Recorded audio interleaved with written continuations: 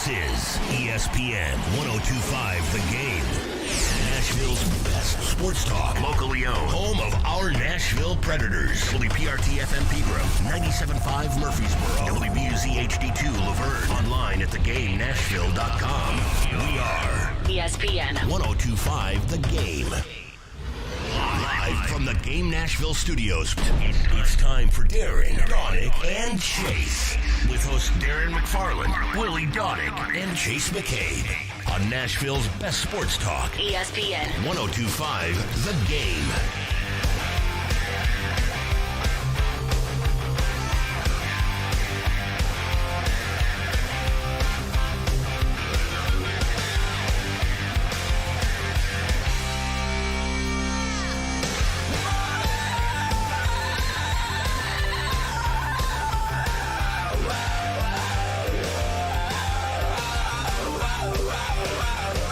And a good Wednesday morning to you, and welcome into Darren, Donick, and Chase here on ESPN 1025 The Game.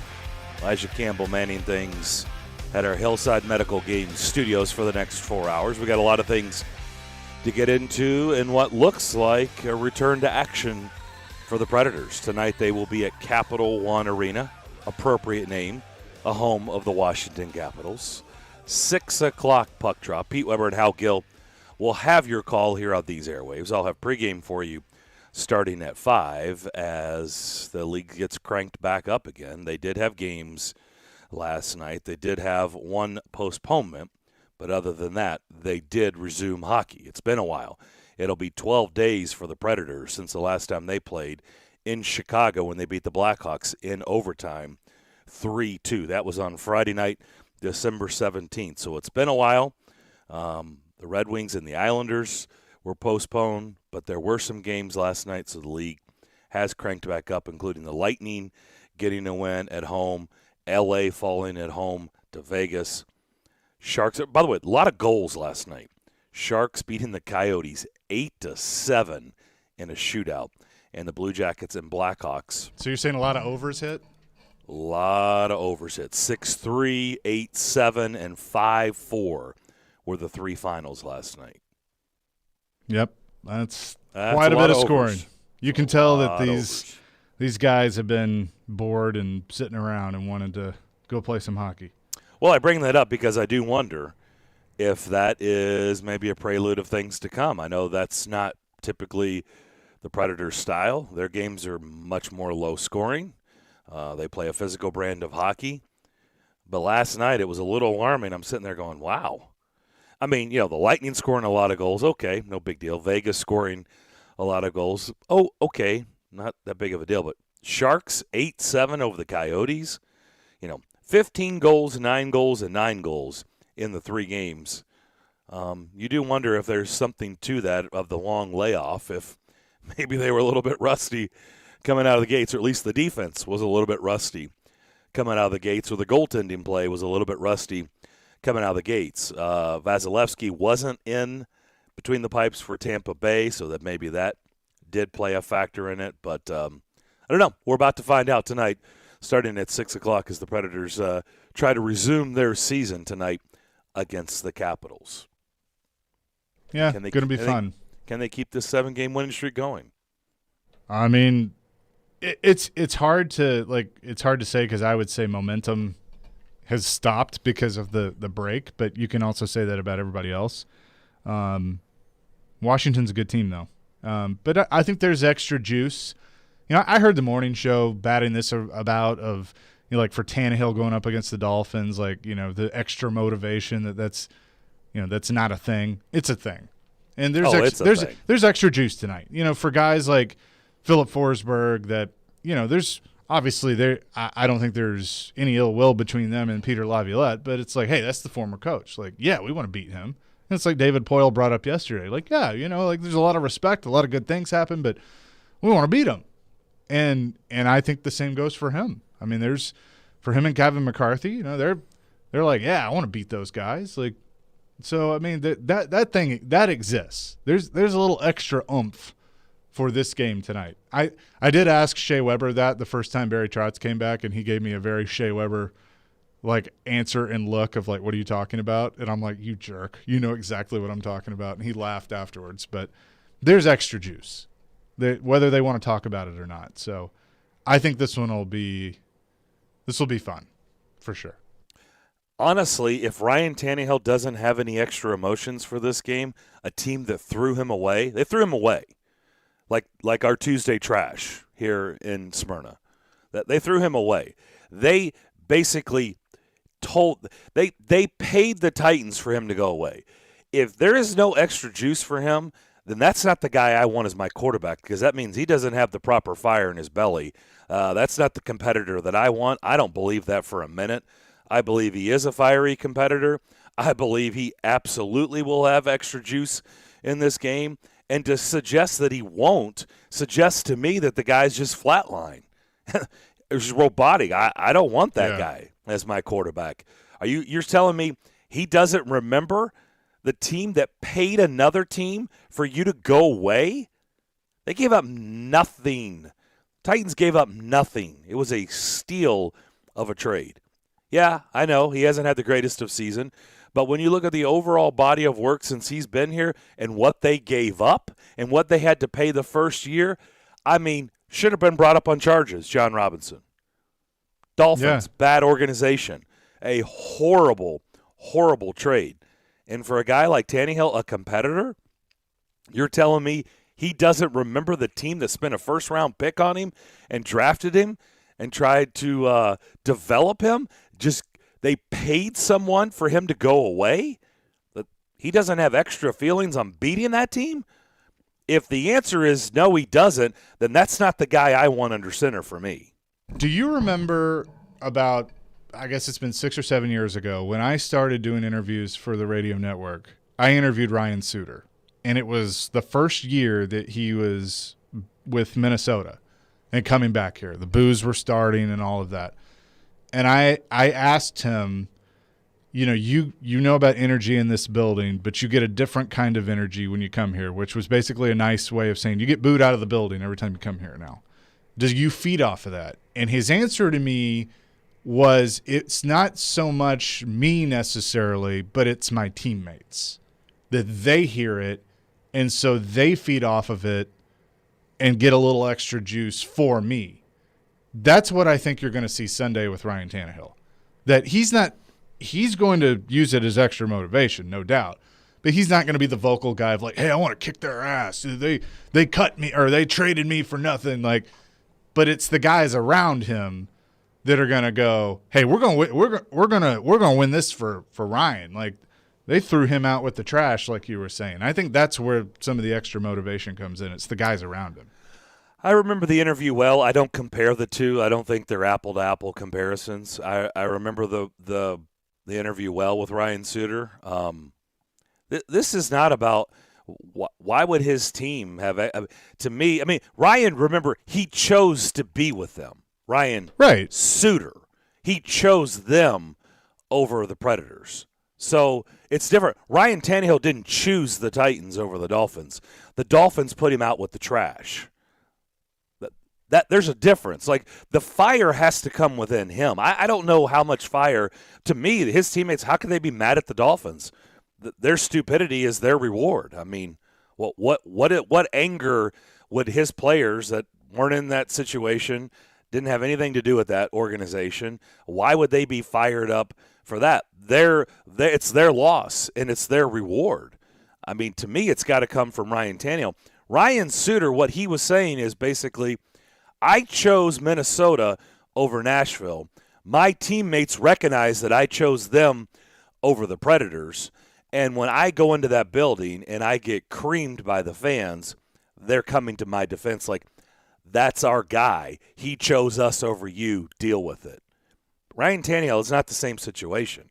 I don't view it as an apples-to-apples comparison. I don't know why Taylor Lewan would be fired up to beat the Dolphins because they threw Ryan Tannehill out on the curb with Tuesday's trash. I mean, I don't know why he would have.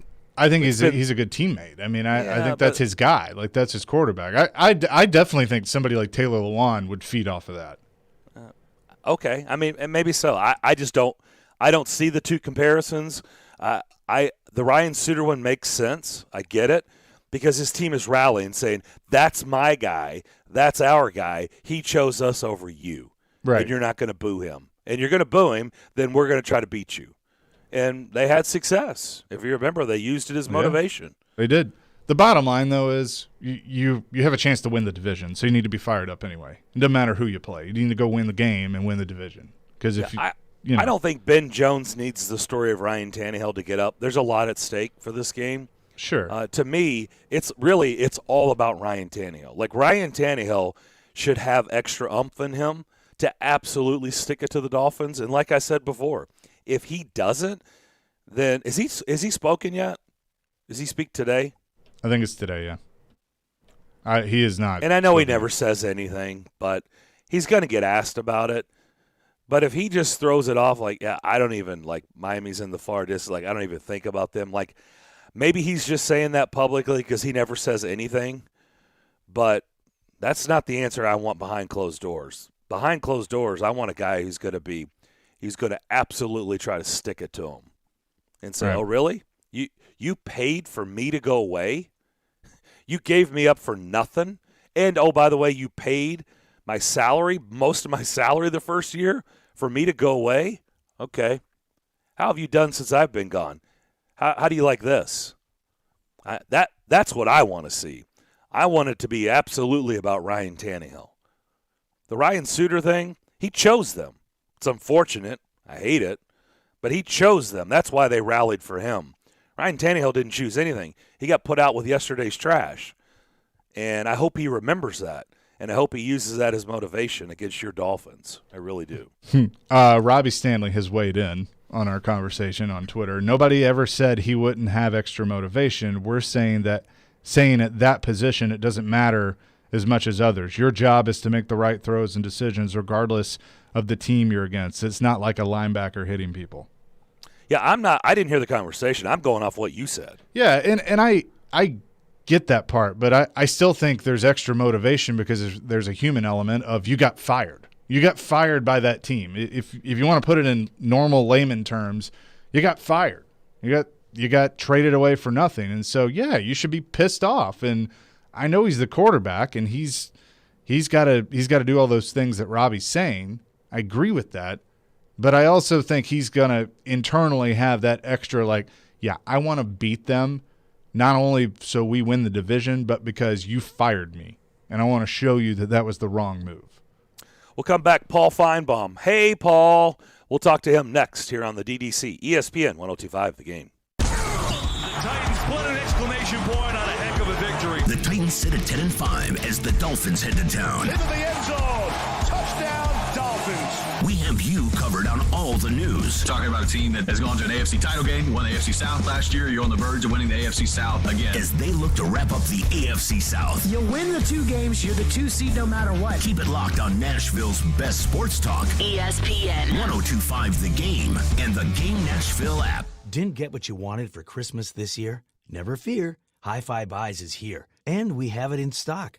We plan months in advance for our legendary After Christmas sale, and this year is no exception. We made special purchases ahead of supply chain shortages and huge price increases. Of course, some prices have risen, but we made sure you can still get the quality you want at a price you can live with. Come see the incredible After Christmas deals on 4K, 8K, OLED TVs and projectors, special event pricing on surround receivers, speakers, soundbars, subwoofers, wireless streaming components, and much more. High-quality brands such as Sony, Denon, Klipsch, Definitive Technology, Golden Ear, and more. High-performance brands, Macintosh, Wilson Audio, Bowers & Wilkins, Martin Logan. Get over to Hi-Fi Buy's After Christmas sale. Showroom on Nolansville Road, or visit hifibuysnashville.com. Manufacturers that prohibit discounting excluded.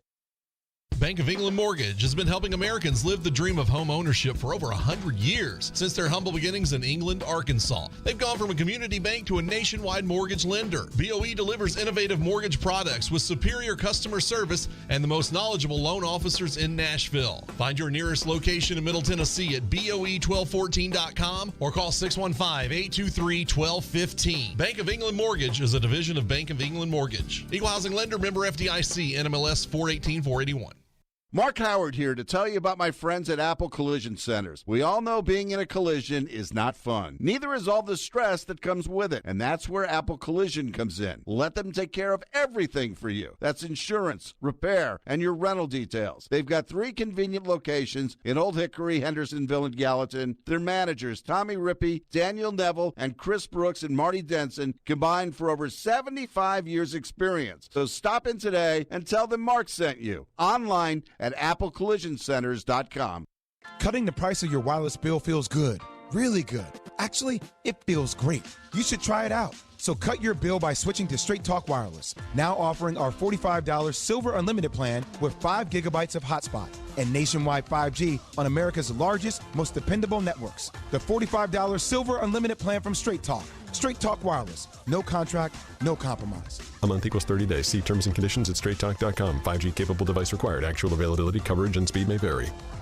Tune in to Stillman and Company every Friday at 5 o'clock. I am glad to be on this show. To hear from Nashville sports media personality Chad Withrow of Outkick 360. He's 6'4", he's 260 pounds, he runs 21 miles per hour. Brought to you by Apple Collision Centers. This could be the best game of the weekend between these two teams. Withrow joins Stillman and Company Fridays at 5. Happy to join you guys every Friday. On Nashville's best sports talk. ESPN. 102.5 The Game and the Game Nashville app.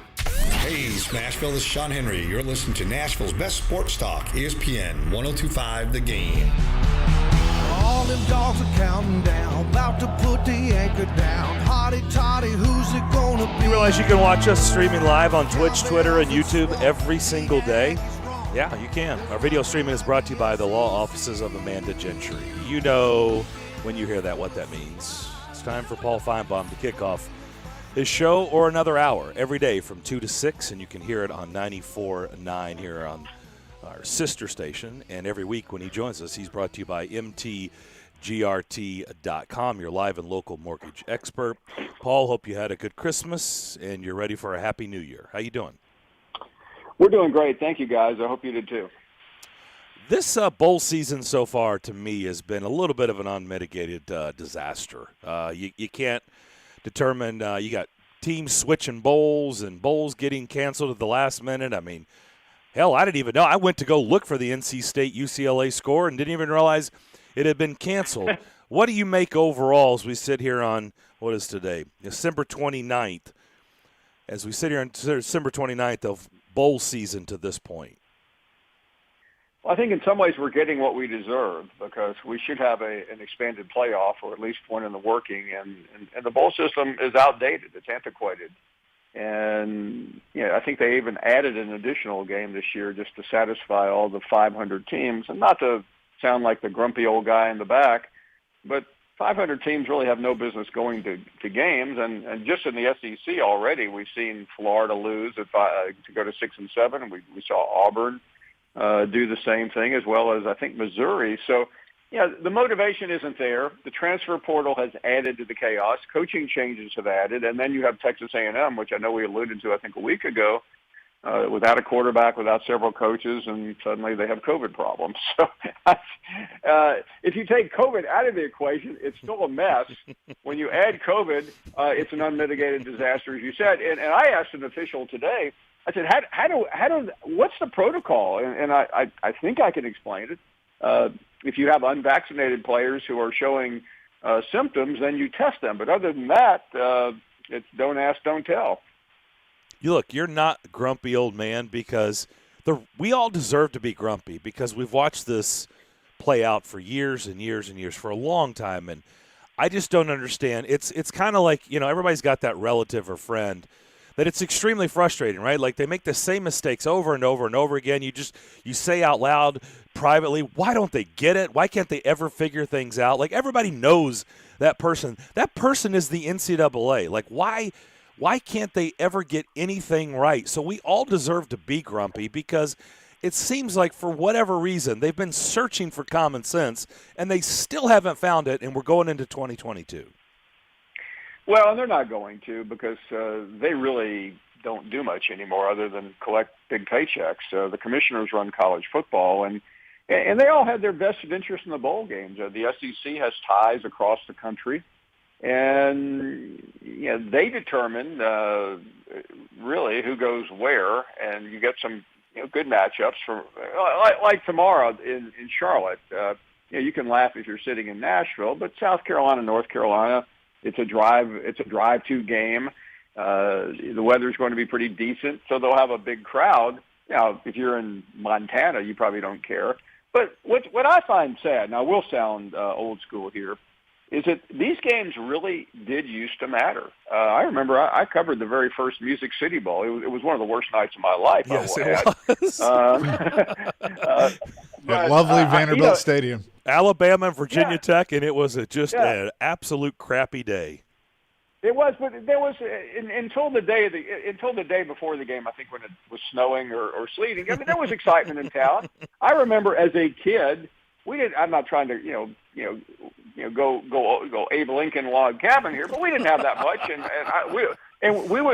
we would have friends who would offer us tickets to the Liberty Bowl every year, and that was I can still tell you every single Liberty Bowl I went to who played. Now, I watched the Liberty Bowl last night, and I don't ever want to think about that evening again. So it's a different world because there were a handful of games, and if your town was lucky enough to have one, it was really a big deal. Now, I think I changed my mind on that late December night in I think it was 1998, covering Virginia Tech and Alabama, because I remember standing on the field at the end of the game, and it was like 38-6, and it was 25 or 30 degrees, and I've never felt worse. And the wind was howling, and I decided maybe there are too many bowl games, but I was a little ahead of myself there. Well, Mike Leach would like to forget the Liberty Bowl. There's no doubt about that. And by the way, that first ever Music City Bowl at Vanderbilt Stadium was sold out. I mean, I get it. It was Alabama, Virginia Tech, but just a point of reference to your point, it was a big deal, and it was a crappy cold day, and it was sold out. It's just, look, I had to basically apologize to our listeners. Like, I kept giving commentary on Houston-Auburn yesterday during our show, and, I just appreciate people sticking with us because it was a brutal game to watch. It was like neither team, and that is the other element to this that makes it. I used to, just kind of, once again, let's show our age, Paul. I mean, you talking about something just like the NCAA tournament in men's basketball. Everybody plays the office pool. Man, there was nobody that got more geeked up and ready to go than to be in a bowl pool. Like, I loved being a bowl. I haven't done bowl pool in years because, especially because where we are today. The transfer portal, you've got kids opting out because they're going to – and that's fine, but I'm saying you can't keep up with it. And COVID, I mean, let's just leave COVID out of it. It was already messy with all the kids, the Christian McCaffrey, and that was kind of like the first huge wave of all the good players are opting out. They're not even playing in the game, so I stopped doing it. No, you're right. And again, I'll stop the old school conversation, but – there was a time, it wasn't that long ago, that bowl games were memories. The community was really excited. There was, if you were, if you were a small business owner in Nashville, you wanted to contribute. You wanted to go to the luncheon. You wanted to entertain. I'm a couple hours away from flying out to the Cotton Bowl, and I don't even know anyone excited about those games. And I know if you turn on ESPN, you have your standard interviews, and I was on one this morning. But that's the problem with the entire college football ecosystem right now. That there's such a long time between the last meaningful game we had, which was the SEC championship game, and now that the public has tuned out. This is a tough week. If you're working this week, you got the short end of the stick because most people I know are off. They'll flip the game on at their home, but more than likely they're out doing something else, and it affects the semifinals. And would somebody please explain to me why we have a Saturday lineup of college football? And I know the answer, by the way. It's the 4:00 start of the Rose Bowl, and I've got to go to Dallas to cover a game at 2:30 Nashville time on Friday afternoon, New Year's Eve. And I promise you, people in the audience are going, "Oh, that game's on 2:30. I didn't realize that. I was out, picking up some knickknacks for my New Year's Eve party." Sad but true. Yes, that's very sad. I do wonder. I mean, if people are listening to our shows, right, you would expect them to be pretty tuned into the sports scene. And I do wonder, sitting here today on this Wednesday, a couple days out from the playoffs beginning, how many people know that the first game is a 2:30 kickoff? No, I would say there are people that don't know. I'll never forget the first time I covered one of these New Year's Eve games. It was the exact same place in Arlington at Jerry's World. And I was out. I went out and went into a restaurant. I think about 2 hours before the game, right next to our hotel, with some people. And I asked the bartender about. I said, he had some basketball game on. I said, you're going to flip over? He said, what's going on today? I'm like, we are literally around the corner from the game. This guy did not know the semifinal game was going on. We had Eli Gold on yesterday, and man, we missed the sad news last night. And I certainly would have asked him about John Madden yesterday if we would have known, unfortunately, what was going to happen. Just out of curiosity, you've been doing this a long time. Did you ever have any interactions with John Madden over the years at all? I did once or twice, and I can't say they're classic, but I will say this because I think when he had a book out, we interviewed him and one other time, and he was always affable. The thing about John Madden, from everything that I encountered personally and what I've read and heard today, is that he was the quintessential authentic commentator, and if you go back. He opened the door for everyone that has followed. When I think of Madden, if I had to relate someone to him, it wouldn't be in football. It would be Charles Barkley in basketball, because he's as close to Madden, as you can get. Somebody that just doesn't really care what he says, but still relates to the wealthiest person watching, or the hardest working blue collar worker out there. And what I thought has been lost in all of this was the fact the guy was a great football coach. I mean, he was a Super Bowl winning coach, but he opened the door for everyone that has followed, whether it's Tony Romo or anyone else. And before Madden, there was only one other commentator that was ever really talked about, and he was reviled, and that was Howard Cosell. But, you cannot compare John Madden and Howard Cosell. One was a nasal-sounding Brooklyn lawyer who used big words that nobody ever could understand. And then here comes Madden-a-law, who never said anything that was difficult to comprehend other than the fact he talks so fast. That is well done. By the way, I didn't even really think about the Barkley and Madden comparisons. That's pretty good. I like that. We're talking to Paul Feinbaum, SEC Network, and ESPN. As we sit here and we have these bowl conversations, and that it's not like it used to be, I'll just be honest with you. I am excited for the Alamo Bowl tonight because it is a one-night-only return of Big Game Bob. How I guess how significant is it significant that he is going to go to the sidelines maybe one more time? Do you think that this reignites the fire for him, that maybe he could make a return full-time at some point?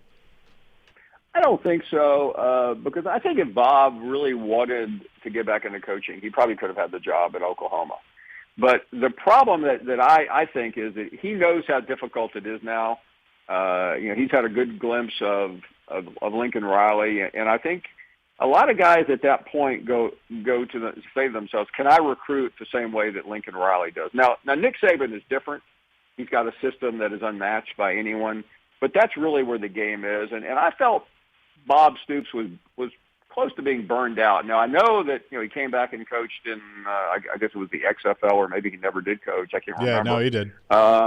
And I think that's what these guys. I think that's the limit, because I would say Bob Stoops could have had a half a dozen to a dozen jobs over the last 3 or 4 years, and he's shown no interest in any of them. So moving on to the games this weekend, I mean, I think everybody feels Alabama is going to win that game. And even though you can make the argument that they're number one, but maybe they're not really number one, with how their season went, this is the matchup against Cincinnati. If you're trying to draw up a game plan for Cincinnati for them to, let's just say, be in this game, What is it they need to do? I would literally steal the Auburn game plan, where Auburn put a lot of pressure on Bryce Young, and the offensive line did not pick up the blitzes just, like they did against Georgia, and be reckless. And that's the thing about that still disappoints me to this day. When Auburn got to even though they lost the lead, they get to overtime. They have a chance to win the game on a 2-point conversion, and Brian Harsin kicks an extra point. Like, he's got T.J. Finley as his quarterback against Bryce Young. He's got a shot.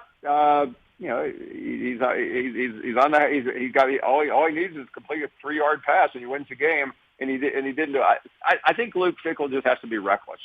You can't try to outsmart Nick Saban. You just have to jump on them.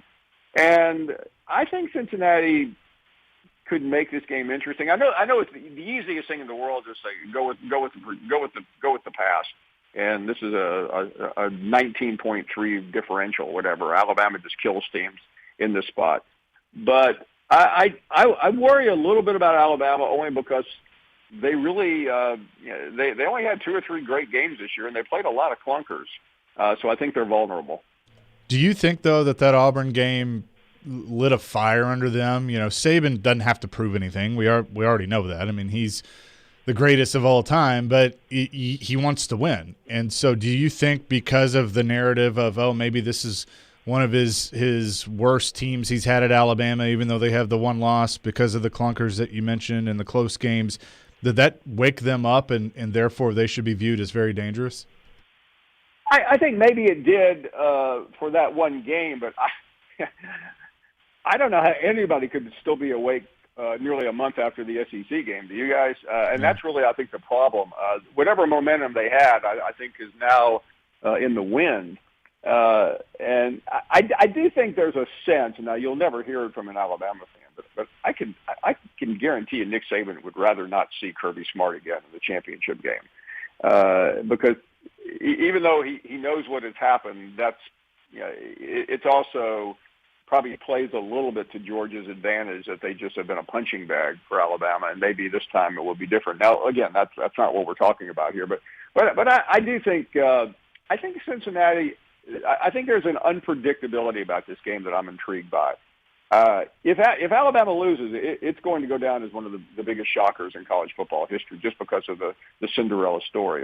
So that part of it won't be hard to write, but I do worry a little bit about the layoff. That would be my only concern about not saying, oh, absolutely, Alabama rolls. So with Georgia, to go to the other side of it, I mean, Georgia, Michigan, I think the matchup could be good, but people expect Georgia to win this game. But what if they don't? Do Georgia fans change Kirby Smart's name to Mark Richt at that point because it's kind of the same thing? Yes, and I've been a devoted supporter of Kirby Smart. That will be hard to be. It'll be hard to be Kirby Smart, the spokesperson, if they don't win this game. I mean, there are a couple of things at stake. Certainly, the Power 5 reputation with Cincinnati, but I think the most pressure is on Kirby Smart, and yeah, especially with this quarterback situation that is still hard to describe. I mean, I talked to somebody yesterday who knows the ins and outs, and he says, "I'm telling you, Stetson Bennett's the better player right now." I said, "Okay, well, we'll see." And I think losing to Harbaugh too would be painful. Now, I like Georgia and Alabama to meet, but I think the pressure, nobody has more pressure than Georgia. Would you have had a preference? Like I made this comment last night of I would have preferred to see Cincinnati, Michigan, even though that would have meant we're getting Alabama, Georgia 2 in the semis, which I know the networks, your employer, wouldn't want that. They would want it to be the national championship game. But looking at it from a pure football standpoint, would you have liked Cincinnati, Michigan a little bit better? Yeah, but I think, I mean, if you're being realistic, I think you have to probably put Georgia at 2 or 3. And I think the only way we were getting an Alabama-Georgia game if Georgia won by 1 point, and we determined, you know what, Alabama's still one of the best teams. But then that wouldn't have been fair. So yeah, everyone accuses me of being an SEC guy, but I'm not that excited by an SEC final. To me, it just raises the questions, and and I think the public would tune out a little bit, even though it's probably the best game. I've seen this game before. I've seen Alabama LSU in the BCS finals, and for some reason, the rest of the country gets very upset about this. Paul, real quick on the way out, the Dolphins are in town on Sunday. Jalen Waddle is having an unbelievable rookie year for the Dolphins. He's going to have 100 catches in his rookie year. He's going to be in pretty good company. Only guys to ever do that in their rookie season. But I want to ask you about Tua, and I don't know how much NFL you watch, but really to this point, like Tua has not exploded onto the scene, or Tua has not had the career that, most people thought coming out of college, where he was a can't miss. And I get it, albeit he had the nasty injury, and that has played a factor. But we're a little bit, we're removed from that now. Are you surprised that, when I watched him Monday night, it's like he does a lot of good things, and then he makes throws. It's like, boy, I don't remember those throws at Alabama. But, maybe that's maybe that's silly to say that. But and maybe he was doing that, but they were just winning so big, you just forget about that stuff. But are you surprised to this point there's still a lot of question marks about whether Tua is going to make it as a quarterback in the NFL? Not completely, because he had, until the injury, everyone said the same thing. They'd never seen a better quarterback since him. You know what? I think Alabama's had two better quarterbacks after him. I think Mac Jones was as flawless as anyone I've ever seen. And Bryce Young, we still have another year of him. I mean, he really could be remarkable. I want to say one thing about Waddle, though. Waddle was the best receiver on Alabama's team last year until he got hurt. Yep. And then Devontae Smith came along and won the Heisman. I mean, that's how good he was he was just dynamite. So I am not surprised by him. But Tua, to me, I was never crazy about his size and physicality for the NFL, and I think we're seeing some indications of that already. Yeah, certainly. Appreciate the visit as always. Enjoy your time down in Dallas. Happy New Year, Paul, and we'll talk to you in 2022. Thanks, guys. Happy New Year. All right, Happy New Year. Paul Feinbaum, remember his show every day 2 to 6, and you can hear it on 94.9. And every week his visits are brought to you by mtgrt.com, your live and local mortgage expert.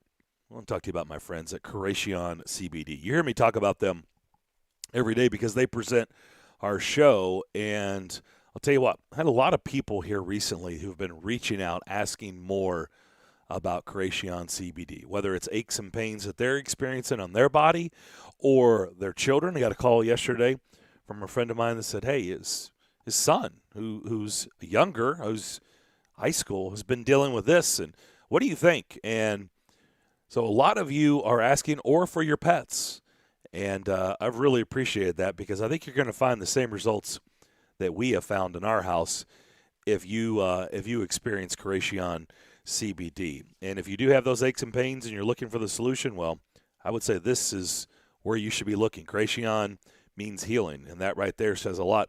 And plus, it's locally and organically sourced right here in Middle Tennessee. From seed to final sale, Creation is passionate about providing quality products for everyday use and your pets too. You've heard me say that.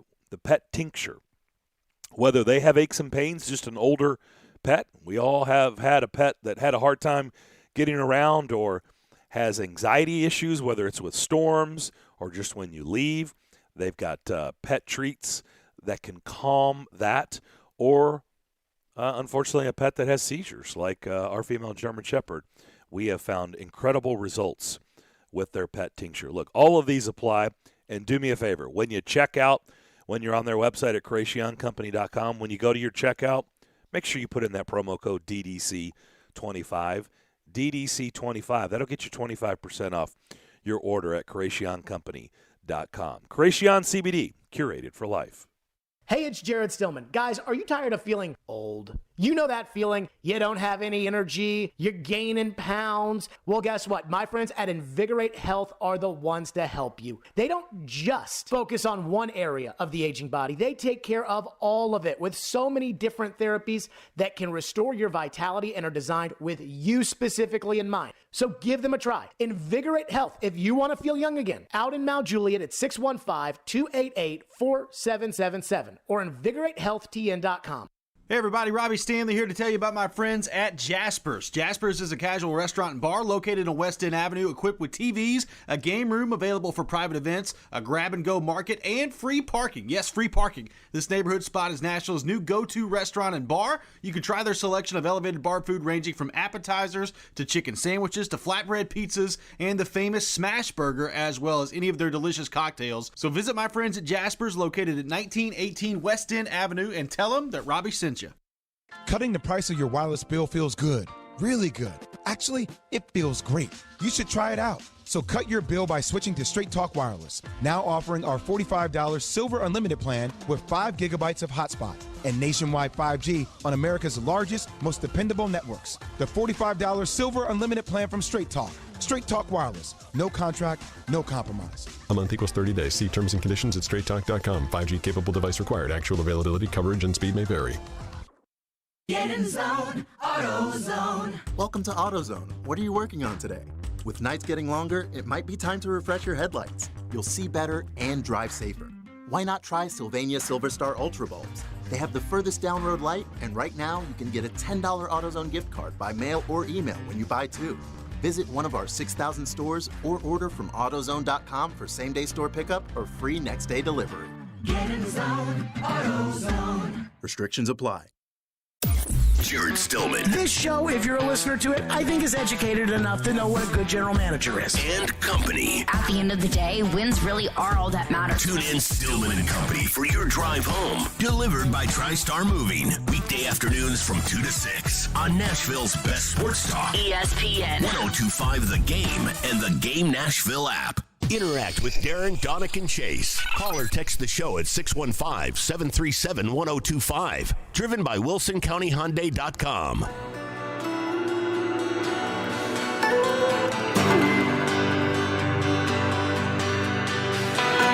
We just talked about bowl season with Paul Feinbaum, and we're your home for bowl games and for the college football playoffs. That's brought to you by 312 Pizza Company in Germantown and Central Barbecue. Today at 1:15 on 94.9. 3 games on tap. We hope. We think. That's the plan. Virginia Tech, Maryland. Clemson, Iowa State. And Oklahoma, Oregon. That's today's action on 94.9. 312 Pizza Company is the perfect spot to catch every game during the bowl season. For a list of games carried right here on ESPN 102.5 The Game or 94.9, hit up our website, thegamenashville.com/bowl games. Mississippi State got routed. Yes, they did. Last night. They got punked. I watched a little bit of that, and then I flipped over and watched the John Madden, All Madden documentary. FS1 showed it again, so I was watching that, but I was keeping up with the score, and yeah, that was not much of a game. I watched some. I didn't see that. I don't know how I missed that. They're going to show it tonight too. Okay. I did watch. They were having kind of a special sports center, and they were trotting out Bob Costas and trying to think who else did they bring on there. Mike Holmgren. They were trotting out guys to obviously talk about John Madden's career. Obviously, if you didn't hear, he died yesterday at age 85. And, man, great career, broadcasting career, and coaching career, as we know. And hadn't heard from him in a while. You know, he's laid low since his retirement. Mm-hmm. So what did you think of the documentary? I thought it was really well done.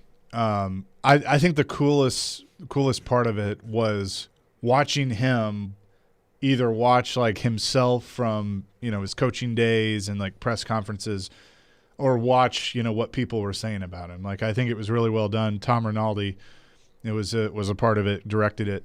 and how it was set up was basically John watching the documentary as they were making the documentary is kind of how it was. And so that was neat. That was really cool to see what, his sons and his wife and Lawrence Taylor and, other players, Troy Aikman, Brett Favre, Brady, like all said about him. So that was cool. The stuff with Summerall, like how they were kind of oil and water at first and didn't necessarily want to work together and then become maybe the greatest duo in broadcasting, in sports broadcasting history. I mean, those guys, were the voices of my childhood watching games, and especially when they moved to Fox, that's when I think his career skyrocketed even more. I mean, he was a household name, and so was Pat Summerall, but they go to Fox. I remember when Fox took over, that was when I was, really coming to the age of watching football and, paying attention. And I remember Madden and Summerall, and they were just fantastic together. I had no idea he worked with Bob Costas early on in his career. That's pretty cool. Yeah, Bob was going down memory lane. Mm-hmm. And Vin Scully. Bob Costas, this was a pretty, by the way, Al Michaels for a long time on ABC and NBC. Yeah, that was after. Al Michaels and John Madden, I know, was almost like a decade, wasn't it? Yeah. Between ABC and NBC? Yep. Al said 7 years. I thought it was longer than that, but Al 7 said, years? Okay. Yeah, Al said 7 years because I think it was either 4 on ABC, 3 on NBC, or vice versa. But when Summerall retired, that's when John left Fox and went to the Monday night booth with Al. And so he then can say, because he worked for NBC, was his last stop, he worked for all 4 broadcast networks, and I think he's the only one to be able to claim that. It's pretty cool. Well, something that Bob Costa said last night that I didn't realize is that he was a part of John Madden's tryout. Yes. That's in the documentary. Yeah, I mean that was pretty interesting. I had not heard that before. Like he did basically his audition with him. Yeah, so Bob was doing like the the bottom tier games for CBS. And was, not like a full-time guy. This was early in his career. And Madden had been, they talk about this in the documentary, Madden had been adamantly against going into broadcasting. Like, he didn't want to do it. He thought Cosell was, silly, and he didn't want to be that. And he talked about Cosell used to piss him off with some of his questions, and so he just didn't want anything to do with broadcasting. And finally, CBS came to him and said, we'd really like to have you. And, he initially said no, and his agent told him, if this is something that you think you're going to want to do, you better say yes now because they may not ask again. And John said that he used to tell his players in training camp that, if you quit now, you'll never play football again. And so that kind of the coaching mentality came to mind. So he did it, and they paired him with Costas for a game at the LA Coliseum, which I guess was like a preseason game, a tryout game. And that's kind of what started it. But yeah, I mean, it was they have clips of it in the documentary of a very, very young Bob Costas working with Madden to kind of get him going. And then they did a handful of games together that year. And that's when Madden just started working his way up through the lineup at CBS and worked with Dick Stockton and Vin Scully, and then finally got to Pat Summerall. So you think about all the Hall of Fame broadcasters that Madden worked with. Like, that's pretty freaking cool. Yeah, there's no doubt about it. I don't remember. I mean, I was young enough to know what was going on. I don't really remember John Madden on the sidelines. It's not like I wasn't watching games, but I was too young to really soak in John Madden on the sidelines as the Raiders head coach. I remember the Super Bowl with them against the Eagles. And And was that Madden or was that Flores? I don't even, now that I think about it, was that? Against the Eagles? I think that would have been Tom Flores at that point. May have been Madden Flores. won in like the mid to late 70s, 76, I think. Because that one was more, 80? I think Yeah. Flores was later. I've told you, I've said this on the show when talking about Dad, that, he was a big Raiders fan. John Madden was the reason he became a Raiders fan. He loved Madden. Like, he absolutely loved John Madden. And, when I got into broadcasting and all of that, he would be like, you could, you may not work with John Madden, but you could be like Pat and, find your John Madden. I mean, he loved those two. And so that was kind of something I laughed about yesterday. I'm like, damn, Dad got to meet John Madden. So, but yeah, that's why my dad was a Raiders fan, because of those teams. And he retired at 42 years old. Yeah. We, unfortunately for me, I can't ever get the memory that I have the most of John Madden, and it's weird because he reached so many. That was kind of the interesting part about John Madden, right? There's so many different groups that he reached, right? Whether it's the older group with his coaching days that we were talking about, whether it's everybody in between with his days as a broadcaster, or the young demo with the Madden game. So, I mean, he's got a lot of tentacles over his career. But for me, I mean, the one thing that I'll never, just because I've interviewed him so many times over the years in person and on the phone. I didn't know that. No, Frank Caliendo. Oh. That's where I'm going with this. It's not Madden. Frank Caliendo's, I can't ever get out, that's been a big part of his skit for a long time. It made him doing John Madden impressions that, and he's told the story when I've interviewed him many times of how, because I've asked him, who gets mad? And he said John Madden does not like it. John Madden would never talk to him about it. He said a lot of people embrace it, and, they understand. He's a comic, and they're cool with it, but John Madden was not one of them. Well, yeah, and the Madden impersonation was kind of one of his first ones, and made him, because he would dress up like him and do the gray hair, and they're both bigger guys. Now John's tall, huge, but I remember him saying that when he's been in studio, that Madden did not appreciate it. Yeah, and I mean, I know it wasn't him, but he's a comic, right? He wasn't painting a flattering picture of John Madden. Look at this guy here. He's wide open. He's open here. Boom. And he just, how Caliendo does all that stuff. I'm not going to pretend to be him. He's the expert. He's really good at it. And it was spot on. It was really good. Well, because the thing that I loved about John Madden was the stuff he would say was like the most obvious thing. Like, yeah, that was part of Caliendo's skit.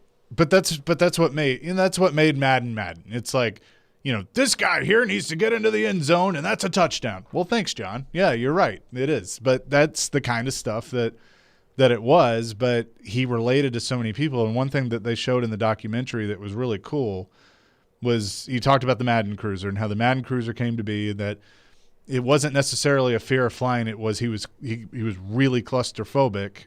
Really? Because I always thought that's what I always thought the story was. That's what he fear said. Of flying. Flying. So when it comes up in the story, they ask his sons, and his son kind of laughs and says, "Do we have long enough to really tell this story?" And he goes, "He will never tell you that it's a fear of flying. It's that he's claustrophobic, and he got really claustrophobic on a flight, and he said, and it freaked him out, and he said he'd never get on a plane, and he never got on a plane again." Huh. And that was 1980. And John said the same. John was like, I swore, Do you I think wrote that's it out. what? Are they saying that's what contributed to him walking away early on as a coach, because you have to fly? No. This was this incident happened after his career. No, they said in the documentary that he walked away because he was just so mentally beat up, and was kind of a miserable person just because of how much it takes out of you as a coach, and. He wanted to be a husband and a dad and those things. And so he walked away. I mean, a 10-year coaching career with a Super Bowl, win, and then he's in the Hall of Fame. I mean, that's a pretty good resume. I mean, his winning percentage is still the best, I believe, in the NFL. So he's, he walked away with a pretty good legacy. But when he would ride cross country on the Madden Cruiser and stop at, a rest area or whatever, like he would leave when he was done meeting everybody. He would sign autographs and take pictures and sit and chat with people, and that was like his favorite part of doing that, was being able to interact with fans, and he loved it. He embraced it. Like, he was never in a hurry. He was never, like, hey, leave me alone. That just wasn't him. And that's interesting, because I've really never talked to anybody in this business that's ever really had dealings with him. Yeah. Isn't that weird? I know. Like, I figured you would have interviewed him at Radio Row. Well, no. John Madden didn't come on Radio Row. Mm-mm. See, that's shocking. Like, I figured he would. All the Super Bowls I covered, John Madden never came on Radio Row. Mm-mm. But Al did, and oh yeah, well yeah, I've had many times I've interviewed Al Michaels. Did you have Summerall? Yeah. Oh yeah. Mm-hmm. That's weird. That's crazy that he would never do that. And I'd have to ask Willie. He'll join us in about an hour from Washington for the rest of the show. I don't believe over the years we've ever interviewed him. I'm pretty sure of it. Like I'm pretty sure I would remember that. And like I said, I haven't really. I mean, you heard me ask Paul Feinbaum. I mean, he's been doing this a long time, and whether it's, don't forget, he was a journalist. He's a newspaper guy, and so he's been in the business for what, 4+ decades, and he basically said he really didn't have much interaction. I mean, I just have really talked to no one that's really ever had any interaction around John Madden, which is weird. So it's interesting to hear you say that he was always about, being amongst the people, because I was never around him. That was how it was portrayed, in the documentary and what people had said. Real quick, I know we got to go to break. Somebody asked me or said to me last night that we don't have a John Madden type in this generation. And my response to that was, it could have been Gruden, but he obviously screwed it up by going back into coaching and then everything that happened. Do you agree with that? That he could have been – that's pretty good. He could have been that? I think that's – it's not bad. I don't think Romo is the Madden type. I like Romo. I think Romo does a good job, but I think Gruden could have been, to a certain extent, what John Madden was. Yeah, I think there's probably, I think that's about as close as, I don't know if you're going to get a better example than that. I'd say that's about the best example I could come up with. Yeah. Okay. I just wanted to get your thoughts. But we'll never know. Never know. Yeah, we'll never know. Although he did do it for a long time. I mean, Gruden was in the booth for what, a decade? 10 years, yeah. Yeah. So, all right, we'll come back. We'll talk with Robbie Stanley. We'll bring up that conversation about Ryan Tannehill. We'll also touch on the Preds. We'll do that to kick off the second hour of the DDC. That's next. 1025 The Game and Cromwell Media are teaming up with Souls for Souls this holiday season for Souls for Music City. Thank you to everyone who's helping us. Every $20 donation equals a brand new pair of athletic shoes for a local child experiencing homelessness in Middle Tennessee. Thank you. Thank you so much. Log on to theGameNashville.com/shoes to learn more on how you can help bring a smile to a child's face at a time of need. Souls for Music City is brought to you by Newton Motor Group. Thank you so much. Each win means even more in the college football playoff, folks, and that's why FanDuel Sportsbook is hooking new customers up with 30-1 enhanced odds on any team to win their semifinal game. Joe Rexrode here to let you know. I'm going to do the math for you. You can bet $5. You can win $150 on any team to make it to the final. We got Cincy, Bama. We got Michigan, Georgia. Look, I think we have two good games. Hopefully, I think we're going to have competitive games, but I got to go with the SEC rematch. So give me Bama, give me Georgia. Do whatever you want to do. Just sign up for FanDuel Sportsbook using promo code Joe102. Make a deposit. Claim your 30-1 enhanced odds. There's no better place to bet the college football playoffs than on America's #1 Sportsbook. It's simple. It's easy to use. Trust me on that. It's safe. You get paid in as little as 2 hours. And if you're already on FanDuel, You can get $50 when you refer a friend. Your friend will also get $50. Don't miss your chance to win $150 on a $5 bet on the college football playoff. Download the FanDuel Sportsbook app or head to sportsbook.fanduel.com and sign up using promo code Joe102. Get 30-1 odds on any playoff team to win. You must be 21 or older and present in Tennessee. New users only. $10 first deposit required. Must wager in designated offer market. Max bonus $150. Bonus for Tennessee users fulfilled in site credit within 72 hours. Tennessee site credit expires 14 days after receipt. Restrictions apply. See full terms at sportsbook.fanduel.com. Gambling problem? Call the Tennessee Red Line 800-889-9789. ElectronicExpress.com. We make it happen. These are battles, these are grinds. We don't panic, we don't freak out. That's how we're built. 1, 2, 3, 9. This is The Drive to the Playoffs, brought to you by Coleman Tractor on Nashville's best sports talk. ESPN 102.5 The Game in the Game Nashville app. The Tennessee Titans take on the Miami Dolphins this Sunday at Nissan Stadium, and the Dolphins are one of the more interesting teams in the NFL. They won the opener against the Patriots and then lost 7 straight games. After that, they made NFL history, becoming the only team in the history of the league to win 7 straight and lose 7 straight in the same season. Here's what Titans coach Mike Vrabel says about the Dolphins and how they've been able to win 7 straight after losing 7 straight. Well, I think that in these last couple games, when they've won, that starting with the Houston game, but they've taken care of the football. They've created a bunch of turnovers during that stretch, and I know that they went back and forth with Houston in the one game that they had to start this streak, and I know Brian, and I know the consistency in which he preaches, and it looks like that's obviously starting to pay off now. They're not opposed to playing close games, very multiple, both sides of the football. So it'll be like it always is for us, trying to take care of the football. They've caused probably 12 or 13 turnovers the last 6 weeks. I'm Elijah Campbell with your Drive to the Playoffs update here on ESPN 102.5 The Game. It's the official Bud Light Preds watch party as the Nashville Predators take on the Washington Capitals this Wednesday. Puck drops at 6, but the party starts at 5:30 with all kinds of specials. See you at Headquarters Beercade downtown Nashville on 2nd Avenue. Go Preds!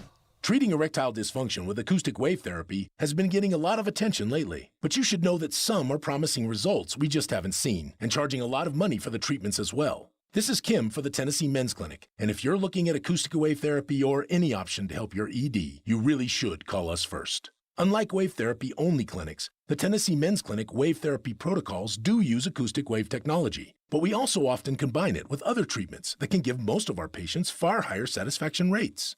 There is no surgery nor any type of invasive procedure required. And even better, depending on your treatment strategy and with our urologist and provider's guidance, you can likely have sex the day after your appointment. We even have other treatments that can help you last up to an hour. Plus, for a limited time, we're waiving our normal appointment charge, which includes a PSA and T test, and offering a free ultrasound, altogether nearly a $400 value, for free. So make an appointment today. Call 615-208-9090 or go to TennesseeMen'sClinic.com. Visit our website to learn more, including side effects, treatments, extra results vary. Joyland is a fun new concept by Chef Sean Brock, designed to spread joy. Joyland is the new fast food, inspired by Chef Brock's love for cheeseburgers, shakes, buttermilk biscuits, fries, and fried chicken. The burger melts in your mouth, the fries are crispy goodness, and the milkshakes are sure to satisfy any sweet tooth. Gosh, I'm getting hungry just thinking about it. Joyland is now open in East Nashville, serving handhelds, grab-and-go items, milkshakes, and more in their modern and vibrant space. Find some joy today and eat Joyland. Nashville's best sports talk, locally owned, home of our Nashville Predators. WPRT FM Pegram, 97.5 Murfreesboro, WBUZ HD2 Laverne, online at thegamenashville.com. We are ESPN 102.5 The Game. Live from the Game Nashville studios, it's time for Darren, Donick, and Chase. With hosts Darren McFarland, Willie Donick, and Chase McCabe. On Nashville's best sports talk, ESPN 102.5 The Game.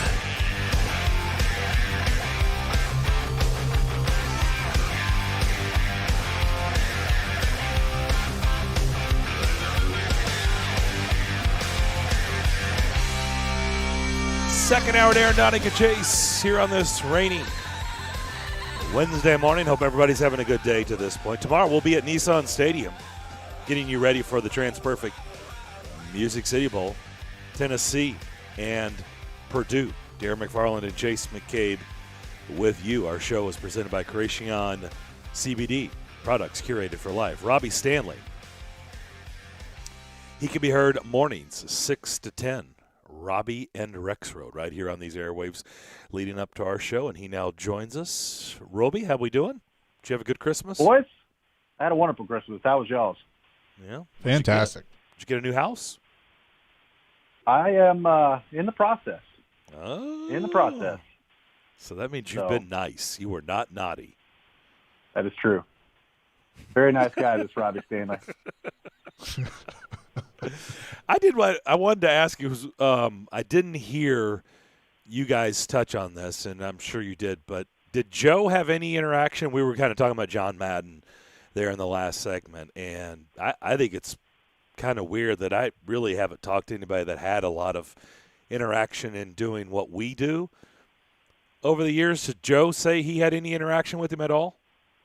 He did not. I don't know for sure whether or not he did, but he did not mention it today if he did. More just kind of the memories of, when he was a child watching the Lions play. Like, you knew it was a big game when it was Pat Summerall and John Madden. So, sure. You're talking about a guy that basically for 50 years has been a recognizable name, that spans a bunch of different generations. Like, it's funny to think about. I heard Paul Feinbaum talking about this with you all a little bit earlier. Like, yes, he's a great broadcaster, and yes, like today's generation is largely going to know him from the video game. He's also a heck of a football coach. Like, I looked up his winning percentage this morning. He had a 759 winning percentage. Oh, yeah. The greatest in the history of the game. Yeah. For somebody that's coached at least 100 games. Like, I knew he was a great coach. I guess I didn't realize he was that, like, his record was that good. Yeah, no, I'm not surprised by that at all. He was a highly successful coach, which, he goes on the list of guys like Barry Sanders and others that, I'd say Calvin Johnson, that you look at and you realize there was a lot more in the tank, and they walked away truly on top. But there was no fade whatsoever. They had a lot more left in them, and they chose to hang it up and walk away. So I didn't hear the conversation. Chase was trying to explain what you guys were talking about with Ryan Tannehill going up against his former team. So I'm going to let you kind of clarify, and I apologize that I didn't hear the conversation to know exactly where you stood on it. So what were you guys talking about with Ryan Tannehill going up against the Dolphins? So basically, like, the conversation has been this all week, and there's, I think, this idea out there that, okay, it's Miami, it's Ryan Tannehill. He wants to show it, just shove it to the Dolphins and say, how dare you move on from me and all these different things. And look, I buy that. Like, do I think that there is extra motivation from Ryan Tannehill this week to play really well against the Dolphins? Yes, I do. The conversation was about, all right, well, what does that actually mean at the position he plays, right? So, like, let's take, for instance, Jeffrey Simmons. Jeffrey Simmons, I think, got snubbed for the Pro Bowl. I think he's had a Pro Bowl-type season. I think he's been really, really good.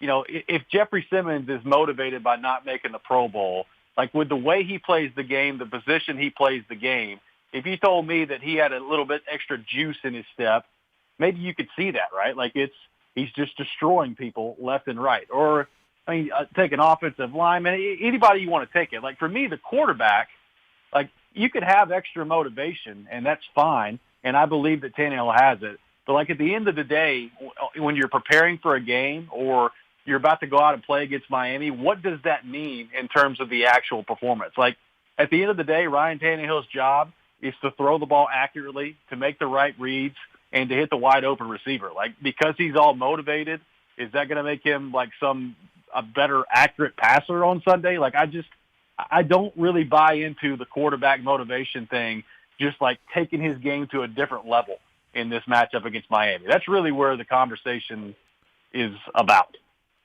Well, I hope he uses it as motivation, because right now he needs motivation to be better. He hasn't been good enough this year, and this is a really, really important game. And I just simply said, last hour that, I don't buy in. And by the way, if he doesn't have any extra feelings about this game, then he's not the quarterback for me, because that means he's very robotic and he's flatline, and I don't want that guy. Like, I want him to have a pulse. I mean, he's a human being last time I checked, and they put him out with yesterday's trash in Miami.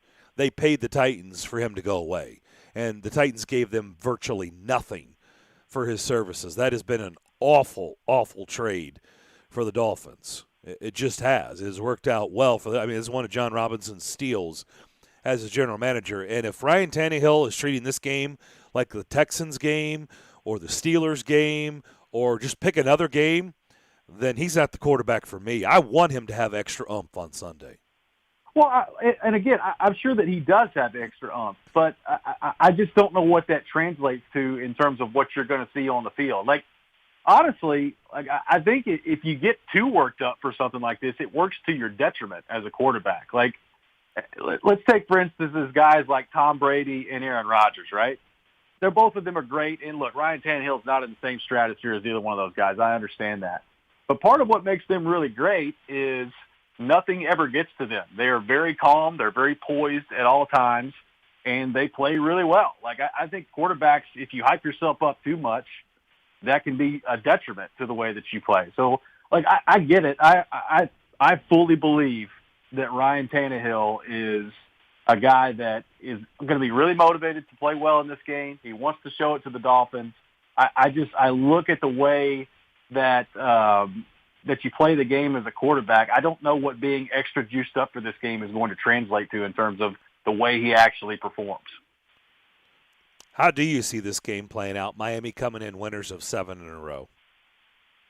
Well, the Dolphins, you look at their schedule, they had a nice win against Baltimore, and, you know, the New Orleans defense is a good defense. So it was nice to see them move the ball. Tua made some big plays in that game. I still don't really know what to think about the Dolphins because their schedule has just been awful. So you've lost 7 games in a row this year. Now they're on a 7-game winning streak. They're the first team in NFL history to do that. I think they figured some things out, especially on the defensive side of the ball. I think they've got a lot of talent on that side of the ball, and I think they're going to present some challenges for the Titans to move the ball against. I just look at that offense that Tua is leading right now. They don't really have a running game. Jalen Waddle has become basically an extension of their running game. They're throwing him the ball a lot. He's been really good this year for the Dolphins, but I just don't think that offense is very dangerous. So I would expect a lower scoring game in this game, and I think the Titans are favored by 3.5 the last time I checked. Like, to me, if you can get some guys back off the COVID list, which seems like it could be a possibility heading into Sunday, and A.J. Brown is healthy again, and he's out there and playing, like, I think the Titans should win this game pretty comfortably. And if they don't, I know it's the NFL, and you'll take a win any way you can get it, but I still don't buy that the Dolphins are all that good. I know they've won 7 games in a row, and regardless of what the schedule looks like, that's impressive in the NFL to be able to do that. But I still, I don't watch the Dolphins and come away and think to myself, ooh, that's one of the teams in the AFC you ought to be worried about. Yeah. What was the list of quarterbacks, Elijah? You reeled this off yesterday to us because I've been saying, I get it. They've won the games, but they've beaten nobody. To this point today, right now, they have not beaten a playoff team, in this winning streak. In the winning streak, the 7-game win streak. Elijah, do you have I know I heard a Mike Glennon in there. Oh, yeah. It was brutal. Yeah, the list of quarterbacks they beat is Tyrod Taylor, Lamar Jackson, Joe Flacco, Cam Newton, Mike Glennon, Zach Wilson, and Ian Book. Joe Flacco and Mike Glennon. The fact that they're still in the league is embarrassing. And the fact that they started and played those games against the Dolphins is even more embarrassing. That's not exactly the who's who. Isn't Mike Glennon who Vandy beat in the Music City Bowl and Franklin's yes. second to last? Yes. I just want to know if Elijah's ordered his New Orleans Saints Ian Book jersey yet. That coming in via Amazon? How's that coming?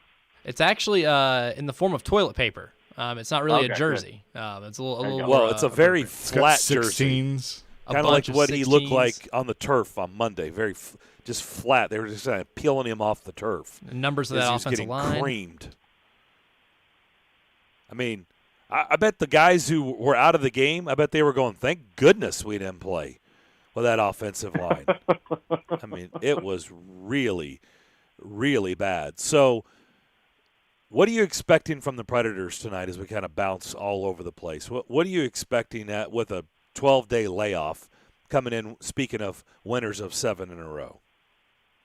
Well, that's the question, right? Because I think you look at this team right now, obviously Roman Josi on the COVID list, that's a big deal. So not having 59 in there would be a massive problem for this team because I think he's been, if not the best defenseman, he's certainly been in the top 2 or 3 of the best defensemen in the league so far this year. So I guess you're wondering if can you almost pick things up where you left off and play the way you were playing before. Now, the good news if you're a Predators fan is I think the style that they play and the way they play the game largely comes down to mindset and largely comes down to, putting an effort forward, a certain level of effort to the table every night. Now, as we know in an 82-game season, that can be challenging to do on a nightly basis, but I don't really worry about this group that much from that standpoint. It's more to me about execution. Like, I thought the power play was moving the puck pretty well, looked pretty good.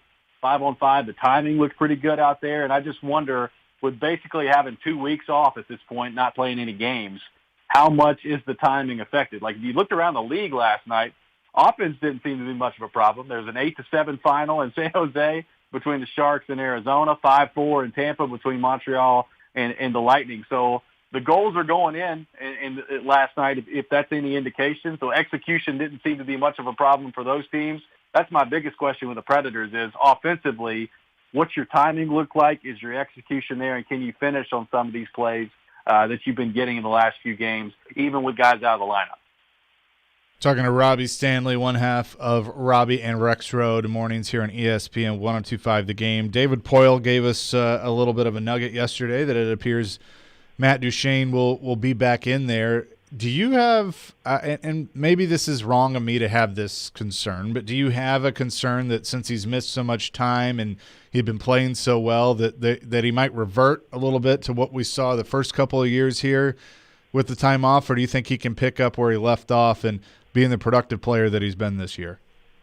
I think he can pick up because I like the line that they're probably going to toss him back on. I mean, I'd be pretty surprised if he's not playing with Granlund and Forsberg again. So, look, I just think those 3 guys have a nice connection. I think the way those 3 guys are playing, they know the way they have to play to be successful now. And I think there's something to that in terms of they didn't necessarily know how to be successful together when they were together in their early days. I mean, when Peter Laviolette was the coach and when Matt Duchene first got here, those guys had some productive games together really early on, and then that kind of fell off as that season went on. I think all 3 of those guys have bought into the identity that John Hines wants them to play with. And because of that, I just don't really worry about them all that much anymore because I think they recognize the way they have to play the game to be successful. So, look, like is Matt Duchene going to come in there tonight and score 2 goals? I have no idea. Even when he hasn't been scoring, I've really liked the way that Duchene has been playing this year, and it helps that he's been scoring with the regularity that he has been scoring with. But no, I'm not necessarily worried about him coming back and reverting back to the old style of play. I think at this point that this group has bought into the way they need to play. They know how they need to play. It's just a matter of being able to go back out there tonight and kind of rekindle that they had before the break. How concerned / disappointed should we be that, Glass gets called up because of necessity? He's already been sent back down. Philip Myers has only played in 11 games. Those 2 guys that were acquired via trade just not living up to the potential that we all thought that they could have. So where are you on that in a disappointment / concern level? Well, I think there's certainly room for concern. Now, I'll be honest with you. I never had high expectations for Philip Myers. I just, there was this talk in the offseason about him being like a top 4 defenseman, and I think that's absurd, and I don't think that's ever really going to be the case. So I'm not really all that broken up about the Philip Myers part of this.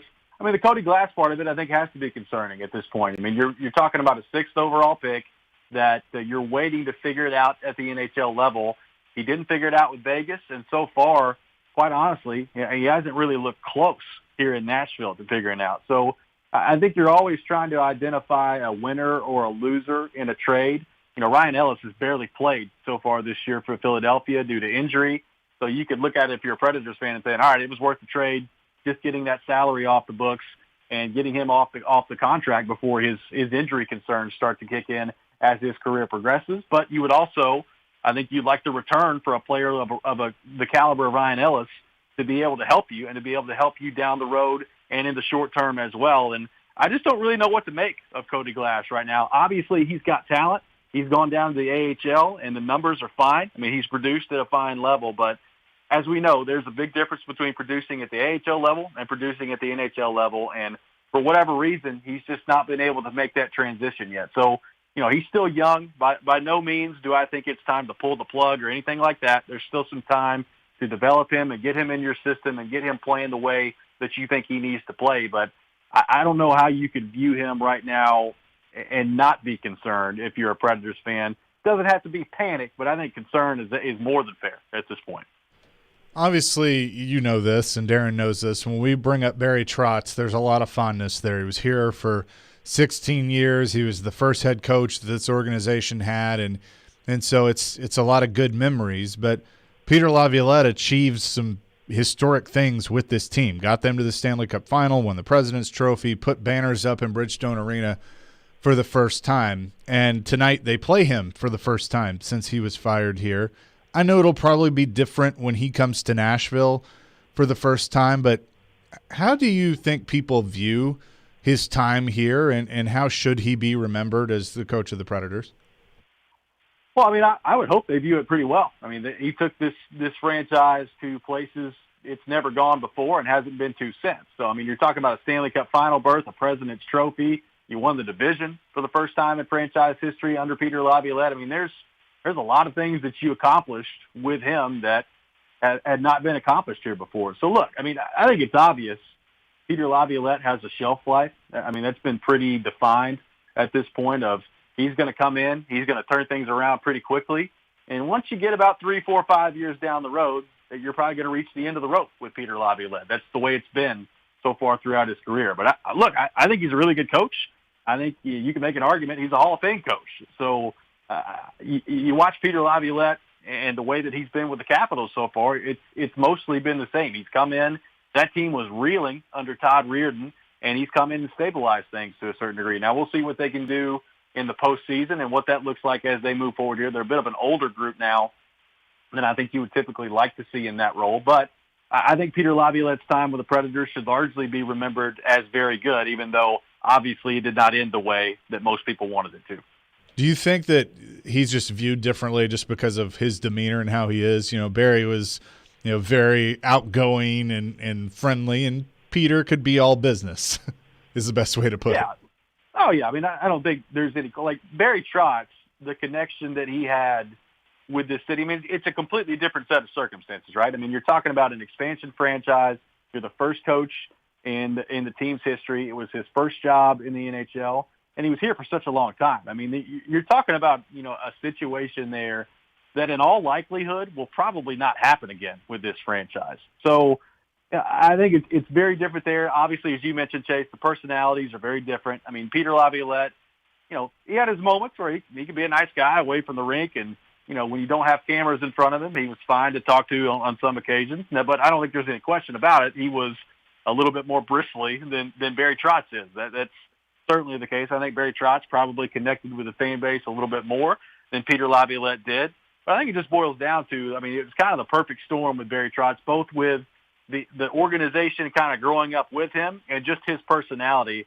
I'm not sure we'll ever see anything quite like that again here in Nashville. Robbie, I just want you to know that when I had coffee this morning, I was given some mugs for Christmas, and I reached down and it said the brand was Robert Stanley. So thank you so much for making those. I don't know when you have time to do that, but that's pretty cool that you're able to make some coffee mugs for me. Well, you were our second sale ever behind my mother, so I appreciate you doing that. That's good stuff. Robbie, thanks so much. We'll be listening tomorrow morning starting at 6. Thanks, boys. Appreciate you. Robbie Stanley, one half of Robbie and Rex Road, 6 to 10. Weekdays here on ESPN 102.5 The Game. We'll be back with more. Willie will join later in the show as you listen to Darren, Donick, and Chase, ESPN 102.5 The Game. It's game day in Smashville.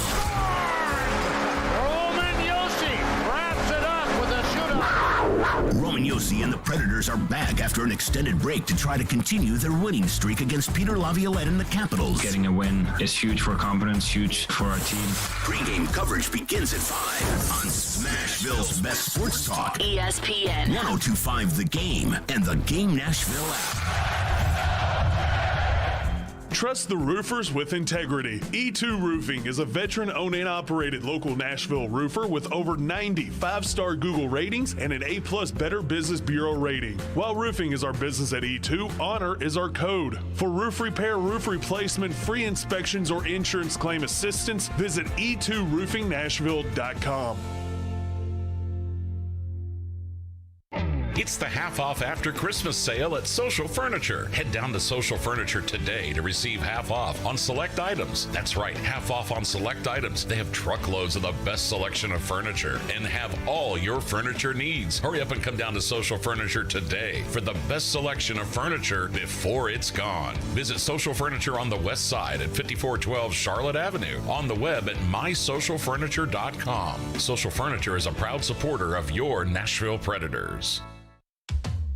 Do great prices and selection on trucks and SUVs still exist? They do in Truckville. Sarah Chevrolet Buick GMC of Nashville has the largest selection in Tennessee. And we keep getting fresh stock on our lots every day. We're committed to offering you our best price and a 5-star experience, which is why we're still known as the destination for trucks and SUVs. Come visit Truckville, Tennessee today in person or online at sarahnashville.com.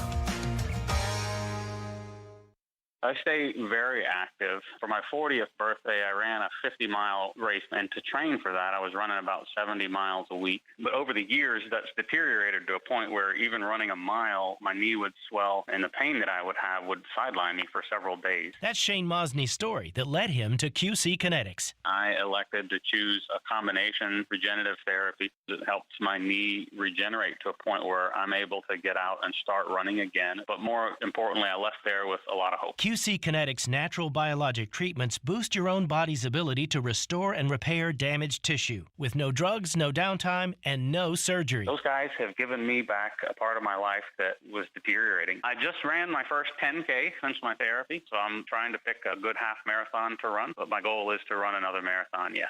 Call QC Kinetics, 615-249-4024. That's 615-249-4224. QC Kinetics, 249-4024. Spring Hill Heating and Cooling is here to serve you. Is your AC or heating unit old and inefficient? Is it breaking down yearly? Now is the time to replace it. Waiting can cost you hundreds, if not thousands of dollars. Just like everything, the cost of a new AC unit is rising. Effective January 1st, all manufacturers are increasing prices up to 10%. Get ahead of the game and call Spring Hill Heating and Cooling, offering 60 months, no interest financing, and 10-year parts and labor warranty on all new units. Schedule now at springhillac.com or call 615-778-8855. What's up, everybody? This is Teron Davenport, and I am here to tell you about Freedom Tire Guys. They're Nashville's premier mobile tire service. New tires, rotating, balancing, flat repair, torquing, they do it all. I can tell you this from personal experience. Just a couple weeks ago, I was at the Titans facility. They came there and changed my tires, all 4 of them. They did an excellent job. My car is riding extra smooth now. If you're in need of tire service, be sure to check them out at freedomtireguys.com. If you don't see the tires you want, they'll go ahead and get it for you. Cutting the price of your wireless bill feels good, really good. Actually, it feels great. You should try it out. So cut your bill by switching to Straight Talk Wireless, now offering our $45 Silver Unlimited plan with 5 gigabytes of hotspot and nationwide 5G on America's largest, most dependable networks. The $45 Silver Unlimited plan from Straight Talk. Straight Talk Wireless. No contract, no compromise. A month equals 30 days. See terms and conditions at straighttalk.com. 5G capable device required. Actual availability, coverage, and speed may vary.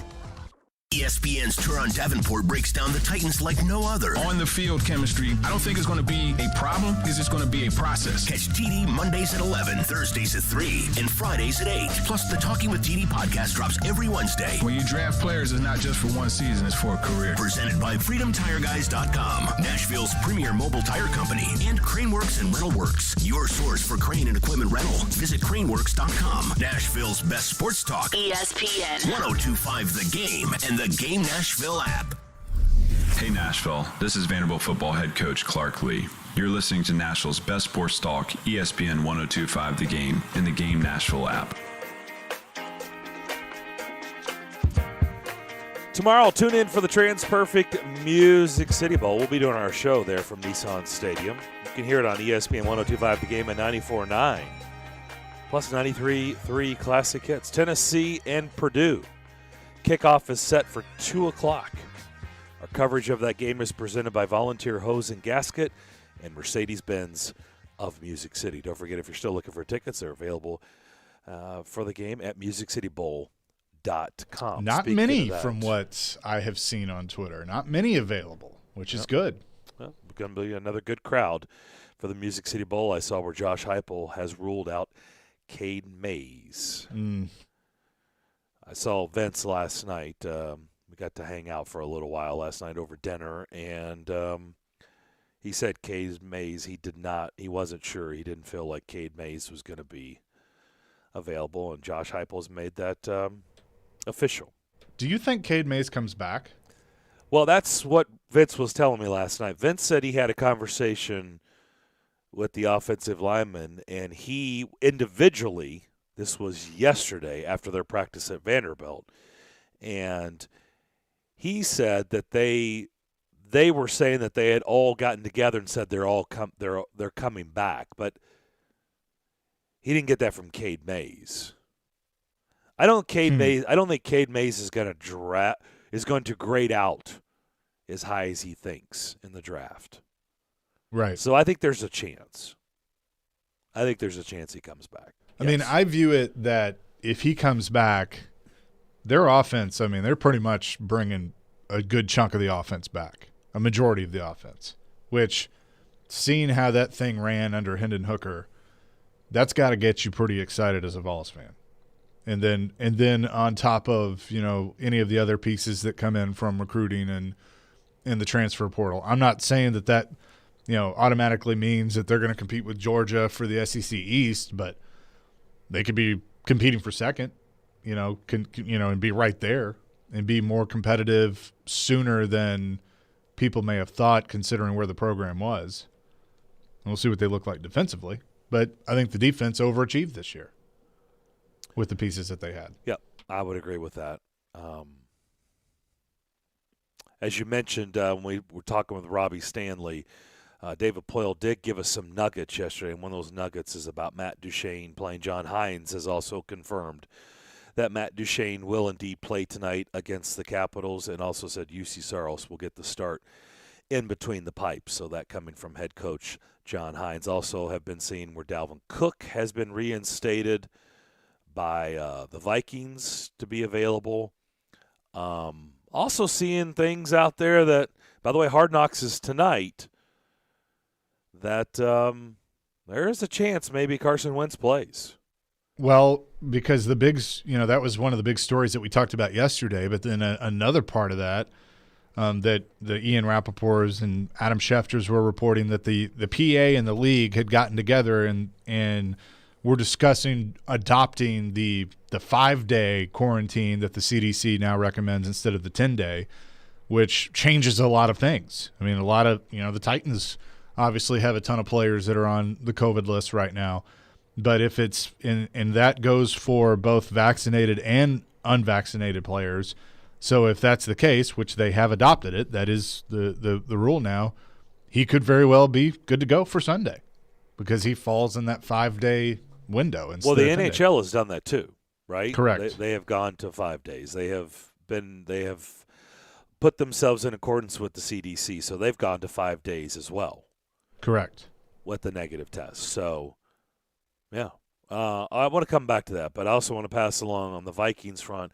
Adam Thielen, who returned and got hurt, he just had ankle surgery. He is done for the season. So, Adam Thielen done for the year. Ankle surgery. So I want to hit on.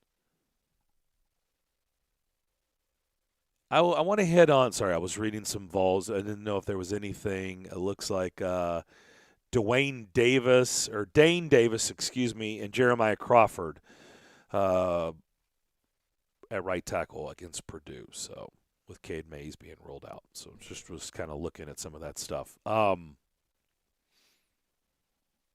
There's a lot of news going on right now. Yeah, I mean, I'm reading all these activations with COVID. I know. Cole Beasley is one because of the new 5-day. Things we're Wednesday. It's like Robert everybody's. Saleh. Yep, all these coaches are talking. By the way, Mike Vrabel will speak at noon. We're actually going to talk to Kevin Harlan at noon, so we'll hear Mike Vrabel's comments in the third hour. But, yeah, there's a lot of news breaking. But I do want to touch on something you brought up because I was like, I don't know the answer to this, but I would be curious to see what is the reaction from the fan base when you said, how do you think everybody views Peter Laviolette here? Mm-hmm. So I'm going to start with you. You asked the question. How would you begin to answer that on how this market views Peter Laviolette as they go up against the Capitals tonight? I think that, like I said to Robbie, I want to see what it looks like when he comes here because, keep in mind, he got fired after the Winter Classic in 2020, and then a month later, everything shut down. John Hines, we didn't meet John Hines. There wasn't – you had people that were, against the hiring of John Hines because he wasn't the sexy name that was out there. But it was obviously very weird with the shutdown.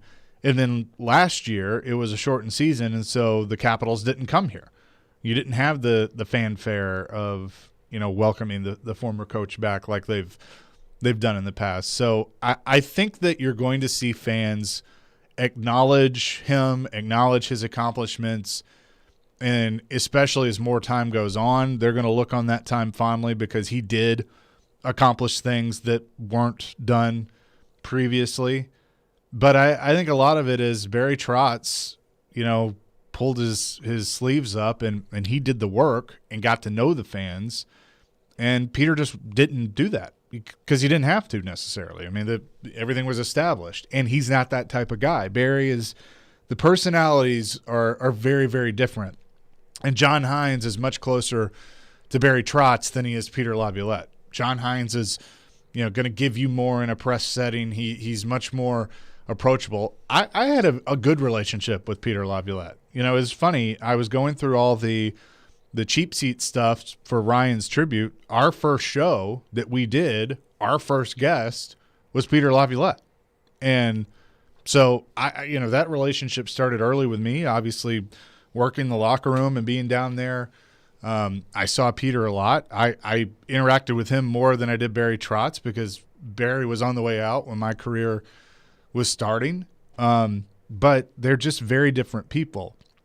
But with that said, I think fans are going to view it more as just an era of the team of, hey, they went to the Stanley Cup final and he was the coach and he deserves credit for that, but he's never going to get the same amount of admiration that Barry Trotz did, probably because of the personalities and the fact that, Barry Trotz was the first and he was here for 16 years, which just doesn't happen. So I just think they're going to be viewed – Barry's always going to get more credit, and more praise than Peter will, even though that may not be fair. Yeah, but the market had changed, though, too. I mean, the fan base grew. Peter Laviolette gets that luxury. I mean, the fan base had grew exponentially with this market growth, right? Then mean, Barry was there at the beginning, and it took a long time, as we know. As you've heard us talk about it on these airwaves a lot. Everybody thinks that, it's always looked like this in Smashville. No, it hasn't. It hasn't. For those who've been here since day one, it hasn't, okay? And it was a struggle. It was a major struggle. And Barry had to, so the fan base and this thing grew with, a generation growing up with hockey, which was cool, but also probably frustrating for the Predators on a business, end because it didn't grow as fast as Greg Leopold wanted it to. I would also say that there were times when, as much as I liked Craig, and you've heard me say this before, I don't think there were some great hires. I think there were a lot of people that probably didn't help the situation. I think they've got people in place now and, that just do things differently, and it's more approachable, and it's better for the fans. It's better for the experience. Just this group gets it more that, more than, and I get it. They were in a new market, and so maybe that stuff that was working today wouldn't have even worked as good as it was just because it was a new market and it faced its challenges. I mean, we used to talk about it all the time. I mean, how difficult it was in October, November, and December. Like it was the throwaway line. Like, oh, the Preds attendance, it'll pick up once football season's over. Well, it wasn't a throwaway line. It was the truth. That's just what it was. But we sit here today, and obviously there's people who've been here a couple of years and like, really? They have no idea what we're talking about because they just see a packed house, all the time. I mean, we don't have those discussions anymore. But I know I've been to Tuesday night games against Edmonton when there were about 7,500 people in the arena. Well, and to your point, I mean, here's kind of the ebbs and flows of having a professional sports team. Peter Laviolette got here, and all they did was win. I mean, they did a lot of winning until the end, and that's why he's not here anymore. Things fell off, and Robbie said it best. I mean, the shelf life is usually 4 to 5 years with him. I mean, this was the longest the longest time he had been at one place in his career. His longest stop of as a coach was here. No doubt.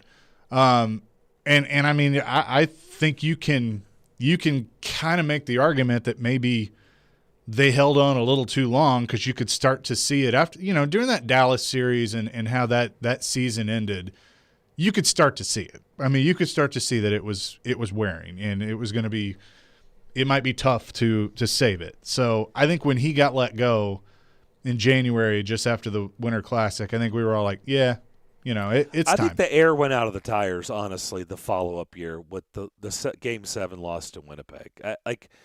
Because it was all set up again. Yeah. It was a foregone conclusion this team was going to get back and right the wrong, right? I mean, and they proved it in the regular season. They were the best team in hockey, and I just think the air that it had a slow leak, and they just never got it back up to proper inflation after the Game 7. The tire, right? Never got back to the correct PSI. Sure. After the Winnipeg Game 7 loss. I just think that was the year. That was the window to do it. And I think you could tell after that it was going the wrong direction. And then, like you said, the Dallas series came. They got pushed around. They weren't even close to being the better team in that series. And, as they say, the rest is history. I think it's, to me, the way I look at it, it was just two different approaches. Barry helped build the fan base in this market by rolling up his sleeves and getting out there and being amongst the people. Like, everybody basically has a Barry story. I mean, you had interaction with Barry Trotz. If you came to Predators events, if you came to games, if you did things, away from hockey games that involved the Predators, and Barry Trotz was in attendance, you had an interaction with Barry Trotz over the years. You just did. You have, like I said, you have a Barry Trotz story. There really wasn't that with Peter Laviolette. I guess some people could tell maybe a few Peter Laviolette stories, but overall, he built it by the run. He built it by the wins. They were a playoff team on his watch. And so he built it by truly just being a coach and having success. He didn't build anything, I think, with interaction or stories. No, but he didn't really have to. I mean, that he was, he's all business. Like I've always said that about him. He's here to coach the team. That's what you bring him in for. And when the time had come that it was time to move on, and I think, I won't speak for you, but I think we've had these discussions before. I think everybody can agree that when they moved on from Barry Trotz, it was time. When they moved on from Peter Laviolette, it was time. And I never said it was time with Barry Trotz. I've never said that. So you don't think it was? No, you've never heard me say. Well, that's why I said I'm not speaking for you. I mean, I never said that it was time. Okay. Most people felt that way. I never said that. Why didn't you feel that way? Because of things I've said many, many times on these airwaves. Barry Trotz never got the luxury that Peter Laviolette did. Peter Laviolette came in and they went out and got anybody and everybody, right? They knew The new ownership had built the franchise up where it was a successful business model, and they could, David Poyle could do things differently. Barry Trotz never got that luxury. Okay, that's fair. I still think Barry Trotz operated most of the time on one of the lowest payrolls in the league. Right. I think it was good, and obviously it worked out for Barry Trotz. He won a Stanley Cup in Washington, but I'm not trying to recreate things and say he should never. I'm just saying I never said that because they never dropped everything for Barry Trotz and went out and got whoever he wanted. Well, he wasn't under this ownership group for very long. That's right. That's right. It's not right. It's not necessarily his fault or anybody's fault because that was the lay of the land. Now I'll push back a little bit. They did go for it in 06-07, but it was, as we know now, it was basically said behind the scenes, like, I'm going for it, and if it doesn't work, then that's it. And they did. They acquired Peter Forsberg. Paul Correa signed as a free agent. So I won't say that he had nothing because that still to this day is, you can make the argument that team rivaled the one that won the President's Trophy. They just got hurt. That was the problem. Sullivan got hurt. You had Peter Forsberg come in and had a bum foot. I think Correa was banged up too. They just had a ton of injuries. Vokun had the blood clot issues, but that was a pretty damn good team in 06-07 that I think if they had been healthy could have made a run at it. I would agree with that. But once again, Peter Forsberg was at the end. It was a nice name. He was a Hall of Famer, and it was a great get. It was great for this market, but he was a guy at the end of his career. He never played again. I think going for it. He went back to Colorado, I think. Did he play? I think not long, but I think he did. Okay. I think he went back there. He was. I'd have to look that up, but that was nice. It was impactful because it was like, whoa. He played 11 games in 2 seasons after he left here. As I say, I didn't remember him playing a game. Yeah, he did. So basically, he was just around. Mm-hmm. Same deal, right? It's like Peter Forsberg. And I get it. There's impact to just having Peter Forsberg around, but he had no impact in Colorado at the end or here. Let's go to James real quick on our phone line, driven by WilsonCountyHonda.com. What's up? Yes, thanks for taking my phone call. I just kind of want to take a little issue about Peter Laviolette. I was not happy with the firing. To me, it made no sense. To you guys are a little closer to the organization, obviously, than I am, but going to a lot of games and watching all of them on TV that I can't go to, the guy did nothing but win. He won you a President's Trophy. He got you as an 8th seed to the Stanley Cup Finals. To me, the problems that happened under his tutelage there at the end were bad decisions by the general manager. You bring in a guy like Kyle Turris, pay him, $3 million, and what does he do? He gives you nothing. The bad trade for Ryan Hartman. We had Ryan Hartman for a year and a half.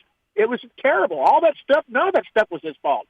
And I just feel like they pulled the trigger too soon on the guy. I know the problem with Laviolette is when you get a reputation, no matter what industry you're in, it's really difficult to break away from that. And I just, for my sake, I don't think that you can put all this at his doorstep. Certainly, there was a little decline there. Subban was not playing. He was not in shape his last year here. He did a phenomenal job the first couple of years he was here, but he got into the party mode, was seen out at places like Jeff Ruby's, getting drunk before games. I don't blame that on Laviolette. I blame that on the GM. That being said, I'd love to hear a little bit of a feedback on you when I hang up. Thank you so much, guys. Enjoy the show, by the way. All right, thank you. Thanks, James. We'll come back and we'll wrap up the second hour with James's call. We'll do that. By the way, Kevin Harlan coming up at high noon. We'll do that next. Thursday. Philip Forsberg puts the Predators up.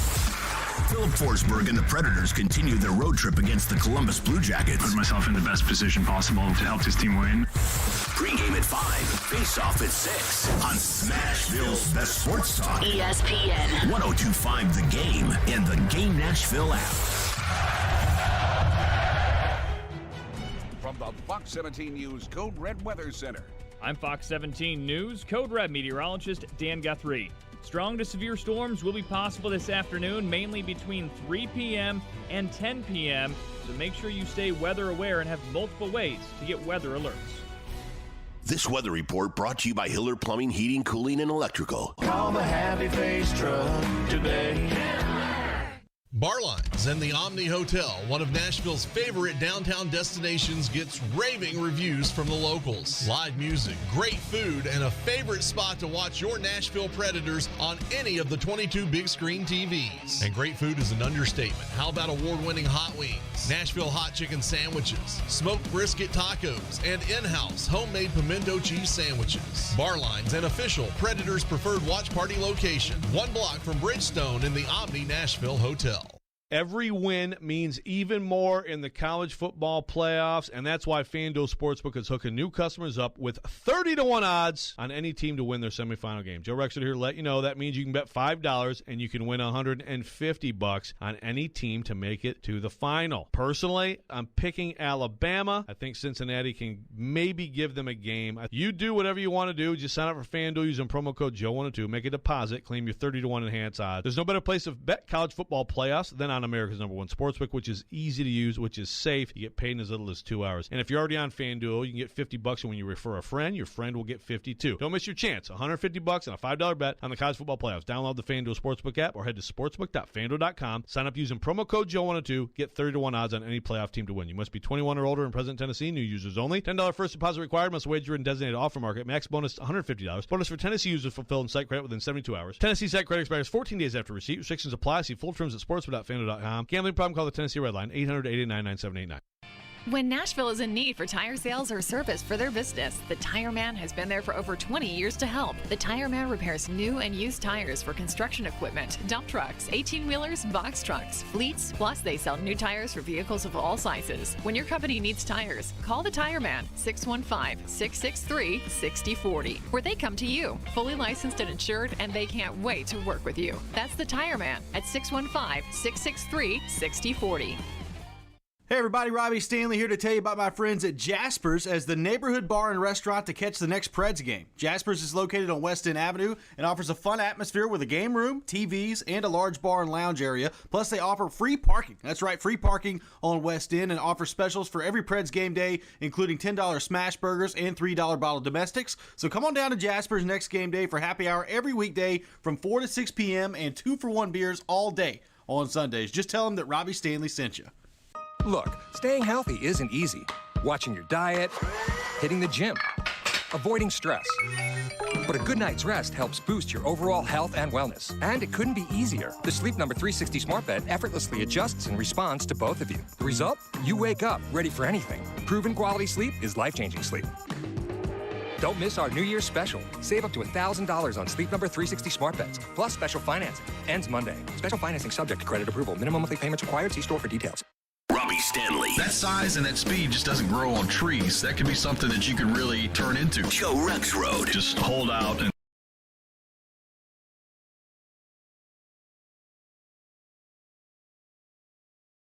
by Volunteer State Bank on Nashville's best sports talk. ESPN 102.5 The Game and the Game Nashville app. If you've missed any of today's show, just search Darren, Donick, and Chase on Apple, Spotify, or on your favorite podcast platform. We'll have a lot to cram into hour number 3 of Darren, Donick, and Chase coming up here very soon. Kevin Harlan will kick things off. We'll do our new top 10 going into Week 17. We'll also hear what Mike Vrabel had to say today about their matchup against the Dolphins on Sunday. But right now we'll react to James's call before the break to wrap up this hour, and he disagrees on he didn't think it was time for Peter Laviolette. Look, I think James made some good points. I did too. It was a good call. It was a good call. I just will say that I'm just going to disagree and say that I did think it was time. I think for me, I was just, if anybody saw me on Twitter when it happened, I never said a word. I just kept tweeting GIFs, and of course they were all like shock stuffed and surprised, and because I was just stunned that they actually did it during the season. I did not think. I think I could feel that it was coming to an end. I just didn't think it would happen during the season. I figured it would happen after the season was over, and I think that's why I was really, really surprised that it happened when it did. I mean, but for me, I could feel that it was coming.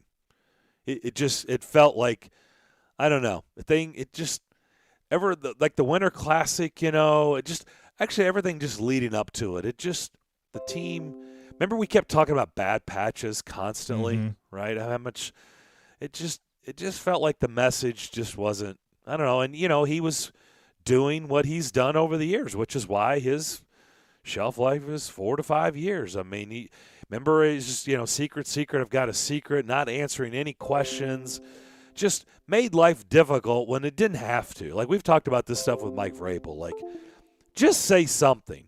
Not saying something, it just makes things worse sometimes. Sure. And he did that a lot. So this is how I'll answer. I think the points he made about Poyle and some of the moves are valid.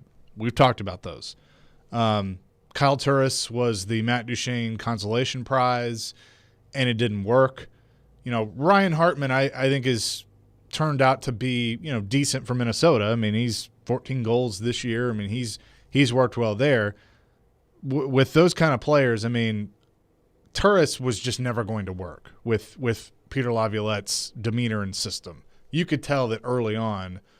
It just said, he came on strong and it looked good early, and then the more he was here, it just faded off. Turris isn't working anywhere. I mean, it's not. No. Yes, he's in Edmonton, but it's not working anywhere. Like he's just a shell of himself, of what he was in Ottawa, or at least the first 30 games that he was here. You know how you asked the question of, does the guy love the game and does he love to play the game? I think the answer for Kyle Turris is no. That's my opinion, but I just think it comes across that way that, he got the contract and maybe there was a time that he loved playing the game, but he doesn't have that desire. That's how it came across to me. But to James's call overall, Peter Laviolette is one of those guys that can motivate the hell out of you. Like players have told me some of the things that he says in a pregame speech, and like just hearing it secondhand, like I'm ready to run through a wall. Like he gets you ready to play.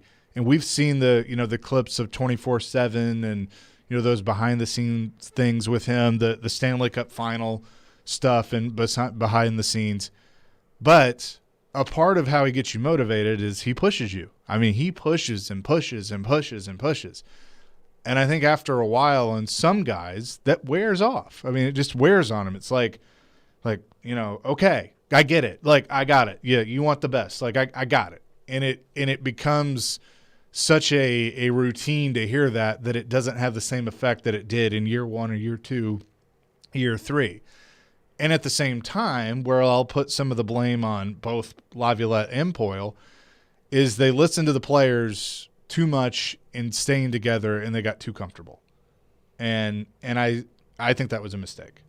So I think it's all encompassing.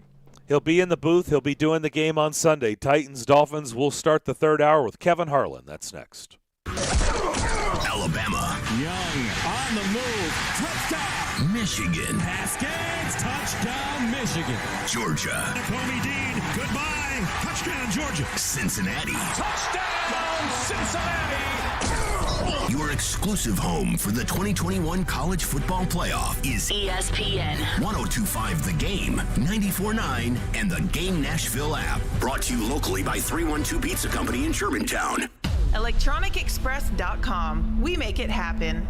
Do you really want to go through another year with that awful joint pain? Well, don't do it. Resolve right now to get yourself moving again for 2022. Willie Donick here. It's time to call the folks at QC Kinetics. Non-surgical, regenerative treatments for joint pain. We're talking lasting results using natural biologics. No surgery, no pain meds, no steroids, and no downtime. This is really exciting stuff. Regenerative, restorative treatments that actually encourage your body to heal itself using highly concentrated natural biologics. Patients rave about it for hip pain relief, knee pain relief, shoulder and back pain relief. Don't let them give you the steroids. Don't let them tell you your surgery is the only option. Get a free second opinion at QC Kinetics and do it now. And imagine life in 2022 without pain. Call the local medical professionals at QC Kinetics. 615-249-4024. That's 615-249-4024. That's 615-249-4024 for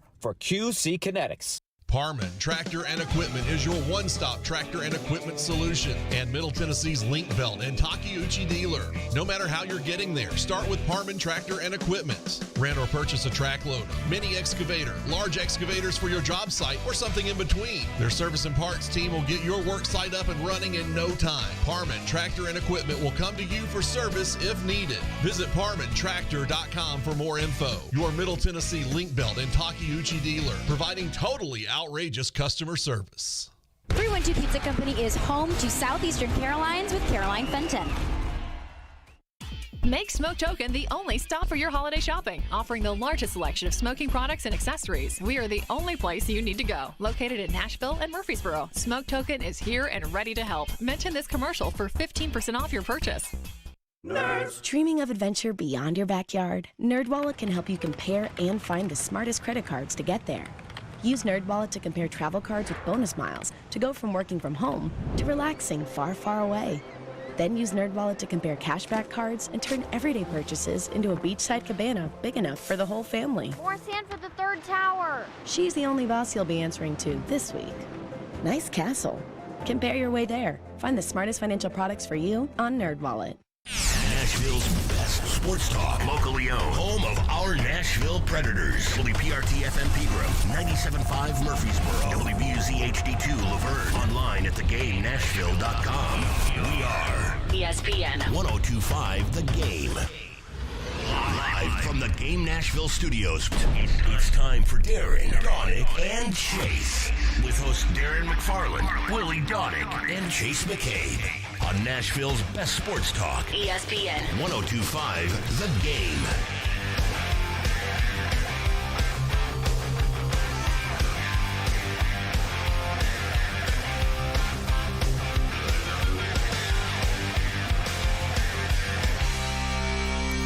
Third hour, Darren Donick and Chase here on this Wednesday afternoon. Darren McFarland, Willie Donick, Chase McCabe with you. Yesterday, we had Eli Gold on. He'll be doing, of course, Alabama-Cincinnati in Dallas on Friday as the play-by-play man for Alabama. And then he'll be here in Music City on Sunday doing the Titans-Dolphins on radio. The man who will be in the booth handling the television duties with Trent Green will be our next guest. Kevin Harlan is on the line with us. We have always enjoyed our chats with him over the years. Kevin, how you doing?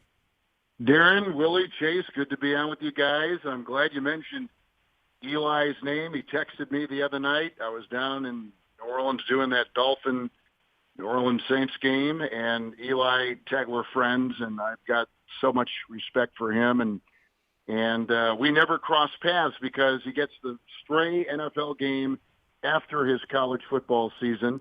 This worked out perfectly with his schedule. So, yeah, I'm looking forward to seeing him and Mike Keith and all our friends down in Nashville on Sunday. But, you know, Eli, he's like John Ward, right? He's a legend in the South. He does Alabama. John, of course, the great voice of the Vols for so many years. And those are the guys that I grew up listening to. Larry Munson at Georgia.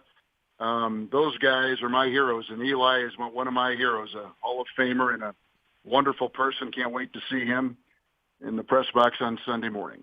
Boy, you just nailed it. You just knocked it out of the park with the famous SEC voices. Man, that's bringing back a lot of memories, Kevin. That's good stuff. By the way, sorry, I don't think we're going to be able to keep the same weather that we had on Christmas Day, which was like 76 degrees. I think it's going to be a little bit cooler, unfortunately. Well, that is a shame, isn't it? Because I was looking at it, I was telling my wife, oh, look at their 70, 65. 32? What's 32? I go, what's all that about? So one of the people on our broadcast, Melanie Collins, of course, she lives in Nashville, and she was so excited because I don't think she had seen the Sunday weather, but she had seen the days leading up to the Sunday, and say, guys, the weather's going to be great. And she was rattling off, wait a minute, hold on, I'll take that back. It's going to be freezing on Sunday. And, of course, she'll be on our sidelines, a huge part of our broadcast. And but anyway, we're looking forward to getting down. We love going to Nashville. It's always a treat and so much fun. And, boy, you've got a good team, and they've still got a lot to play for. They've taken care of the Chiefs already, and they're just a game and back, and they can do some damage here these last 2 weeks. We're going to get into this game with you, but I've got to say this. In all the years that you've come on with us, and you've been nice enough to do it, and it's always been a pleasure talking to you, but the one that will always stand out to me is, 2012 in New York. They sent me with Brad Hopkins and Derek Mason to cover the Super Bowl, and we caught up with you on Radio Row, and I put you on the spot, which is probably a no-no. I shouldn't do that, but I did. I cheated, and I put you on the spot, and I had you call a Titans play with Brad Hopkins and Derek Mason. And you being the pro and the Hall of Famer that you are, man, you broke out. We've got that. We have played that clip so many times over the years, and it's just one I'll never forget. God. You knocked it out of the park that day. Well, Archie, you're nice to remember that. I remember the conversation. Not many people have asked me to do that, but being one of the great affiliates and covering sports in the Southeast, and was happy to visit with you then. I hope we may see you out in L.A. I don't know what they're going to do to Radio Row this year because of the pandemic and the rise of cases and everything else. And they didn't do it last year. We were in Tampa last year, Miami the year before they did. But maybe they'll do some kind of it, and maybe the Titans will be there. They certainly. Give me the latest on Derrick Henry, though. Are we thinking maybe playoffs? He's going to return. I know they haven't told a lot. But you guys are always so connected. I wonder if you've got any kind of insight into what if he comes back. Let me tell you something. He is the one single player who changes the entire landscape of not only the AFC, but also the NFC, because nobody, maybe with the exception of Jonathan Taylor with the Colts, has anybody that can change a game as quickly as Derrick. And I keep waiting to think that Mike is going to unveil him like opening weekend of the playoffs or something and say, oh, hey, we forgot to tell you we're going to activate 22, and he's going to come out there. But any word on him yet? Well, Kevin, obviously that is the topic around here that we have no answers to, and Mike Vrabel gets asked, and he will not say a word on it, as you can imagine. In fact, he's already been asked this week in press conferences. But, it's getting hinted. There's a lot of hints out there, and it's not really coming locally. It's coming more on a national basis. So obviously they're talking to somebody, an agent or somebody within the walls, and CAA. Who knows where it's coming from? But there are certain hints that it does seem like, when it first happened, we had doctors on the show, and it didn't sound good. It's like, I don't know if he's going to be able to come back this year for this, but now, knowing the time frame and the hints that are out there, it certainly feels different. It feels like there is a real shot they could have him available for maybe even next week against the Texans. I doubt it, but especially the playoffs. Well, like I said, he is the one player in pro football that changes the field. He tilts it a completely different direction. And if he is available, here's the thing, because the Titans have beaten the Chiefs and because they're only a game apart, if the Titans take care of business, and who knows what the Chiefs are thinking about. They're playing so well, but sometimes a loss in there, before you get to the playoffs isn't a bad thing. I'm not sure if they're going to want to rest guys. Who knows, right? But off week, and then you start the playoffs. So we've got 2 weeks left. We could be talking maybe another 2-3 weeks if they want to save him, another 2-3 weeks to heal. And even if they wouldn't use him in the first playoff game, if they wouldn't win the conference and they didn't get the bye, still, this guy is like he's like the man behind the curtain. Wait till they unveil if he comes back. And I know they're going to be very cautious, and they should be, because he's a generational talent. But if he were available, that changes, I think, how everyone will look at the playoffs in the AFC. We're speaking with Kevin Harlan. He'll be on the call Sunday for Titans-Dolphins. You were on the call, I believe, Monday night in New Orleans on radio. Yes. For Saints-Dolphins. We unfortunately watched it. It was not a great game. You had to work it, but we didn't have to watch it, but we did painfully. Yeah. What were your impressions of the Dolphins? What were your takeaways, Kevin? Well, they were missing guys, too. You know, they had some COVID guys as well, so they weren't at 100%. We know that New Orleans was historically debilitated with 22 players COVID. I think they had 34 players combined on their injured list and on the COVID list, which is just like you can't even wrap your mind around, you know, what that does. And with, like, top-flight players, 2 starting tackles, leading tackler on defense, best guy in the secondary, Jenkins, like all their big-time guys were gone. And we know they're on their 4th quarterback. We even talked about quarterback. They're on their 4th quarterback. So it was a disaster. It was probably shocking it stayed as close as it was. Miami is not a sledgehammer team. Miami they're more of a finesse team that's relied on defense and an incredible trust among their players because of what Brian Flores did. Now remember, this is a Miami team that won 10 games a year ago, went into the final weekend a season ago with this transformational season, and if they beat Buffalo in Buffalo, and it was who knows how cold, we did the game on CBS, and they got crushed. They lost. But they gave great hope to this year. So this year, they begin with a win in New England with Tua at quarterback, and they're 1-0, and they're thinking, oh, my God, gee, man, Chris, like, we're going to pick up right where we left off and roll. And they lost 7 consecutive games, and each week was worse. We did the game in London, and they lost on that field goal by that Jacksonville kicker. And Urban Meyer, one of the few things he did right in getting that win in London against the Dolphins, but they lost 7 straight.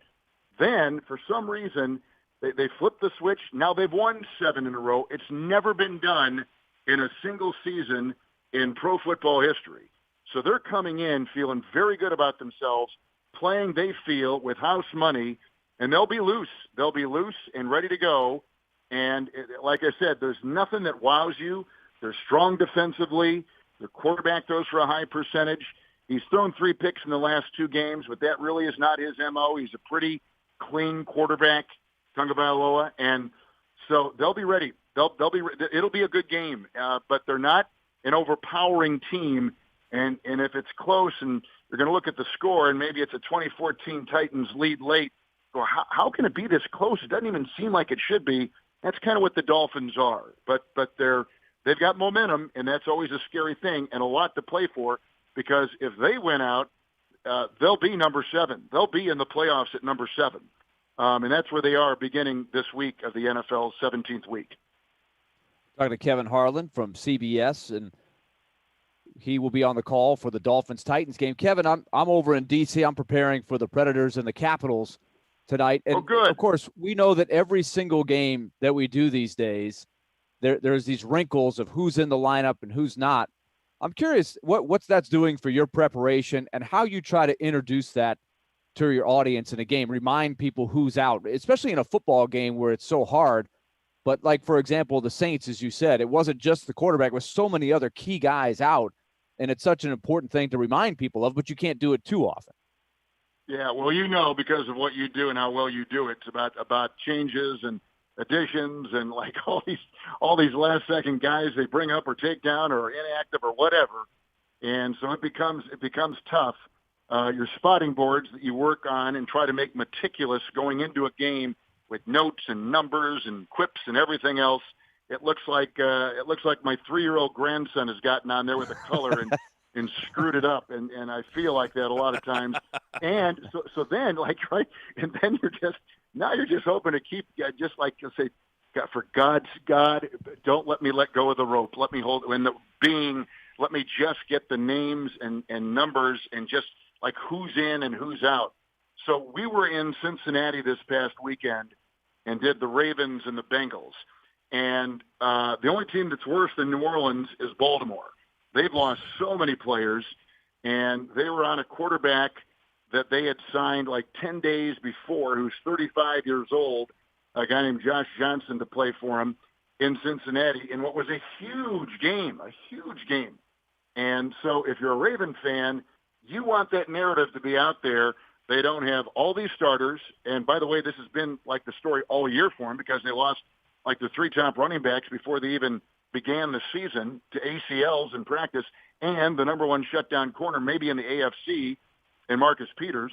So they lose all these guys, and all season long the narrative has been they're playing without him, but look at what they're doing. They're 8-2, they're 8-3, they're the number 1 team in the AFC. Now they've lost, 5 in a row, whatever it is. And so you can't tell the story of the Ravens without telling that. Oh, and by the way, they had 15 guys on the COVID list Friday morning. So they had nobody. They were literally signing players who had been out of football for 3 months to come in and play a significant role on Sunday. That's how bad it was for the Ravens. And of course, Cincinnati is one of the healthier teams in pro football.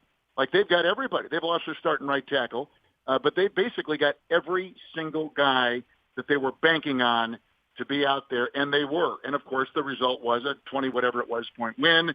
Quarterback throws for over 500 through the air, and it's just a complete demolition.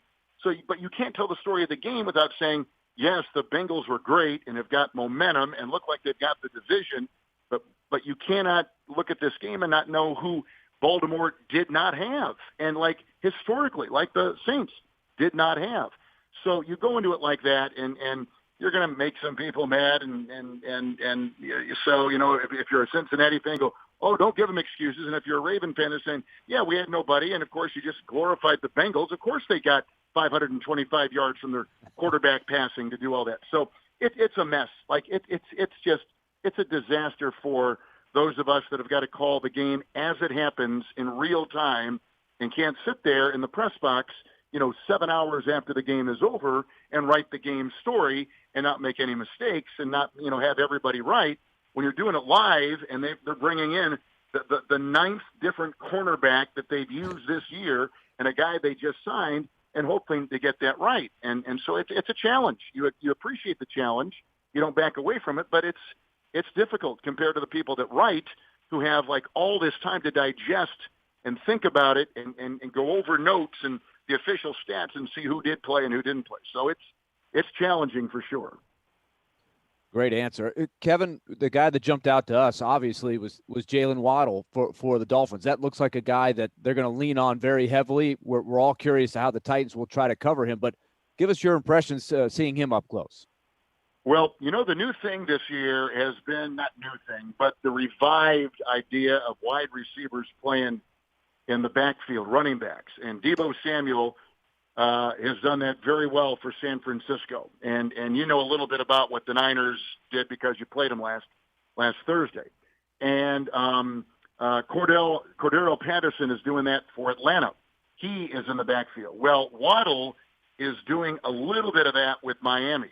He's back there, not necessarily as a running back. He's lining up in that slot, in that position, and he's not necessarily getting handoffs, but he is getting jet sweeps. He is getting jet sweep passes.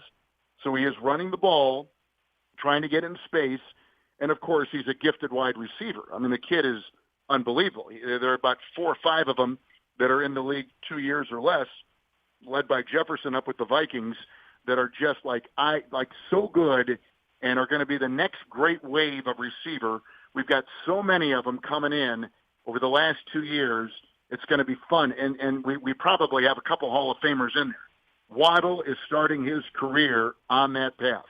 He has been historically good. He can break Anquan Bolden's all-time rookie receiving record, I think, this weekend with what he can do with catches and yards. So, he is on a path right now that few others have ever been on. So he's great and probably enemy number 1 with the Titan defense, maybe at the top of their priority list. Their line is okay and getting better, but not great. Their tight ends they use a great deal. That will be a fun matchup with your linebackers and your safeties. And Tua is going to be pretty calm, nothing flashy, pretty conservative, but run the game plan, stay within the confines of what they're telling him to do, and they're going to rely on the flair players like Devontae Parker and like you mentioned, Waddle. Waddle is a terrific athlete and certainly at the top of the priority list for Mike's defense. Talking to Kevin Harlan, who will be on the call Sunday between the Titans and the Dolphins. So you talk about Jalen Waddle. You know, you do 1 or 2 Titans games a year usually. You've seen A.J. Brown. You saw that Monday night game here against Buffalo where he really took over in the second half. And we saw that last week on Thursday night with A.J. Brown. So when you watch that young receiver for the Titans, what do you see? I see him in every step of the guys I was just talking about. He has an unlimited ceiling, and they're getting creative ways to get him the ball. He is a game changer, and that's what made them so deadly with Derek in the backfield is that they had a 1-2 punch that was pretty potent, and then the quarterback can run, as we know, and certainly can throw, and you've got basically all you want, in terms of weaponry. And, no, I love him. And we did the Saints game there in Nashville a couple of months ago, and getting ready for that game just in studying, because like you're right, we only see him a couple times a year, and he has been phenomenal. And every bit of what advertised and everything of what he's accomplished. So like, is he in his, what year is he? Is he fifth year player? I don't have my boards in front of me. And I'm just getting into him. This is year 3. Three, okay, yeah. Third year. And so he has all the markings of all those other players. It's amazing what kind of wide receiver talent has gotten in the league. And listen, clearly, Ryan is a wonderful quarterback, a winning quarterback, most importantly. But he doesn't have a Mahomes or a Breeze or, one of these, prolific passers. Cousins has become just because they've got Jefferson in Minnesota, they're going to him all the time. And they got another Pro Bowl receiver on the other end in Adam Thielen. So like they've got choices. And clearly Brown's name is at the top of all these different defensive coordinators, and we've got to contain him. We've got to make sure we got at least 2 pairs of eyes on him all the time. You got to, because he'll change the game as he did the other night. So yeah, clearly he is in that conversation too. Kevin, obviously you've been with CBS for a long time, but you've been doing this a long time, so I know at some point you had to cross paths with the legend that we lost yesterday in John Madden. I grew up watching Summerall in Madden or Michaels in Madden, later on, but just a sad day to lose him at age 85 because he was larger than life. He was. I was very fortunate. I was doing the Chiefs on radio. I had done them for 9 years. And Fox, when they got the rights from CBS in December of 93 and began broadcasting for the first time the NFL in 1994, brought over Summerall and Madden from CBS. They brought over the legendary Hall of Famer Dick Stockton to be their 2 broadcaster. And then they had to fill the roster with places 3, 4, 5, and 6. And so, by the grace of God, I was one of the 4 they brought in. They brought in Joe Buck, they brought in Kenny Albert, they brought in Tom Brenneman, and they brought in me. And we were the 4 young broadcasters that were going to be, the future of Fox. And as it turned out, the 4 of us were under Summerall and Stockton, but got to hang around for 4 years. I was there before I went to CBS in 98. So for 4 years, we were at the, NFL seminar meeting with them in California for a week and got to watch Madden work the room and teach us football and how to use the telestrator and the things he did to prepare, and was kind. And the thing you take away from Madden, even to a young broadcaster, it was in my late 20s when I got that job, is that he treated everybody with such kindness and a congeniality that you never forgot because he was John Madden. But then you remembered, all that he meant to broadcasting with the way he did it, the way he prepared, the way he conducted an on-air game. And you watched him talk through his process, why he did it that way. And the thing you came away with was that he said, you got to be yourself. He said, quite frankly, there has been no one that did it the way I chose to do it.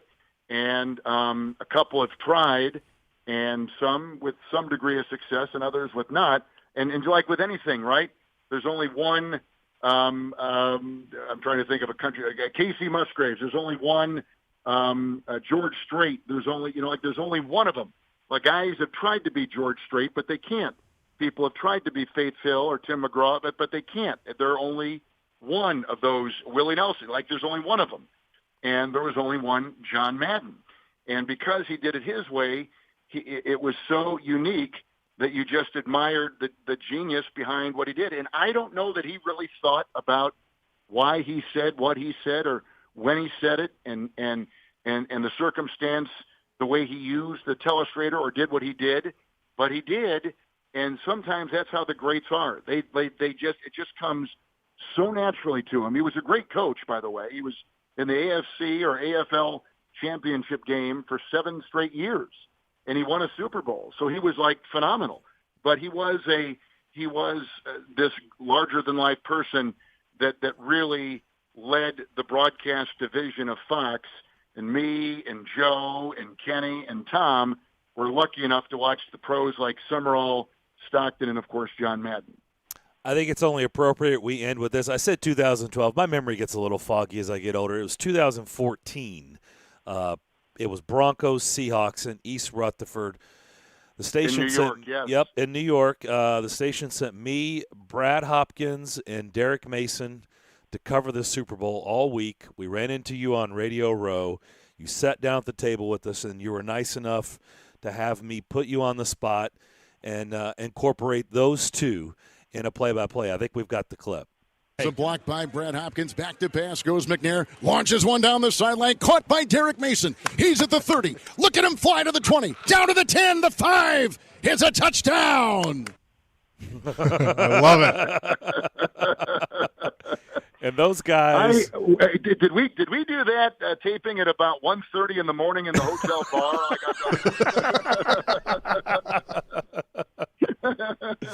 Oh, that was priceless. We'll never forget that moment. Kevin, thank you so much. Good visit as always. Enjoy the game on Sunday. Sorry we couldn't deliver 76 degrees, but, this is what we've got. Maybe we'll deliver a great game. Aren't you nice to say? By the way, just 1 sec. I said McNair. Steve McNair had one of the greatest games in Titan history in that area. I think it was the old Giants Stadium against the Giants.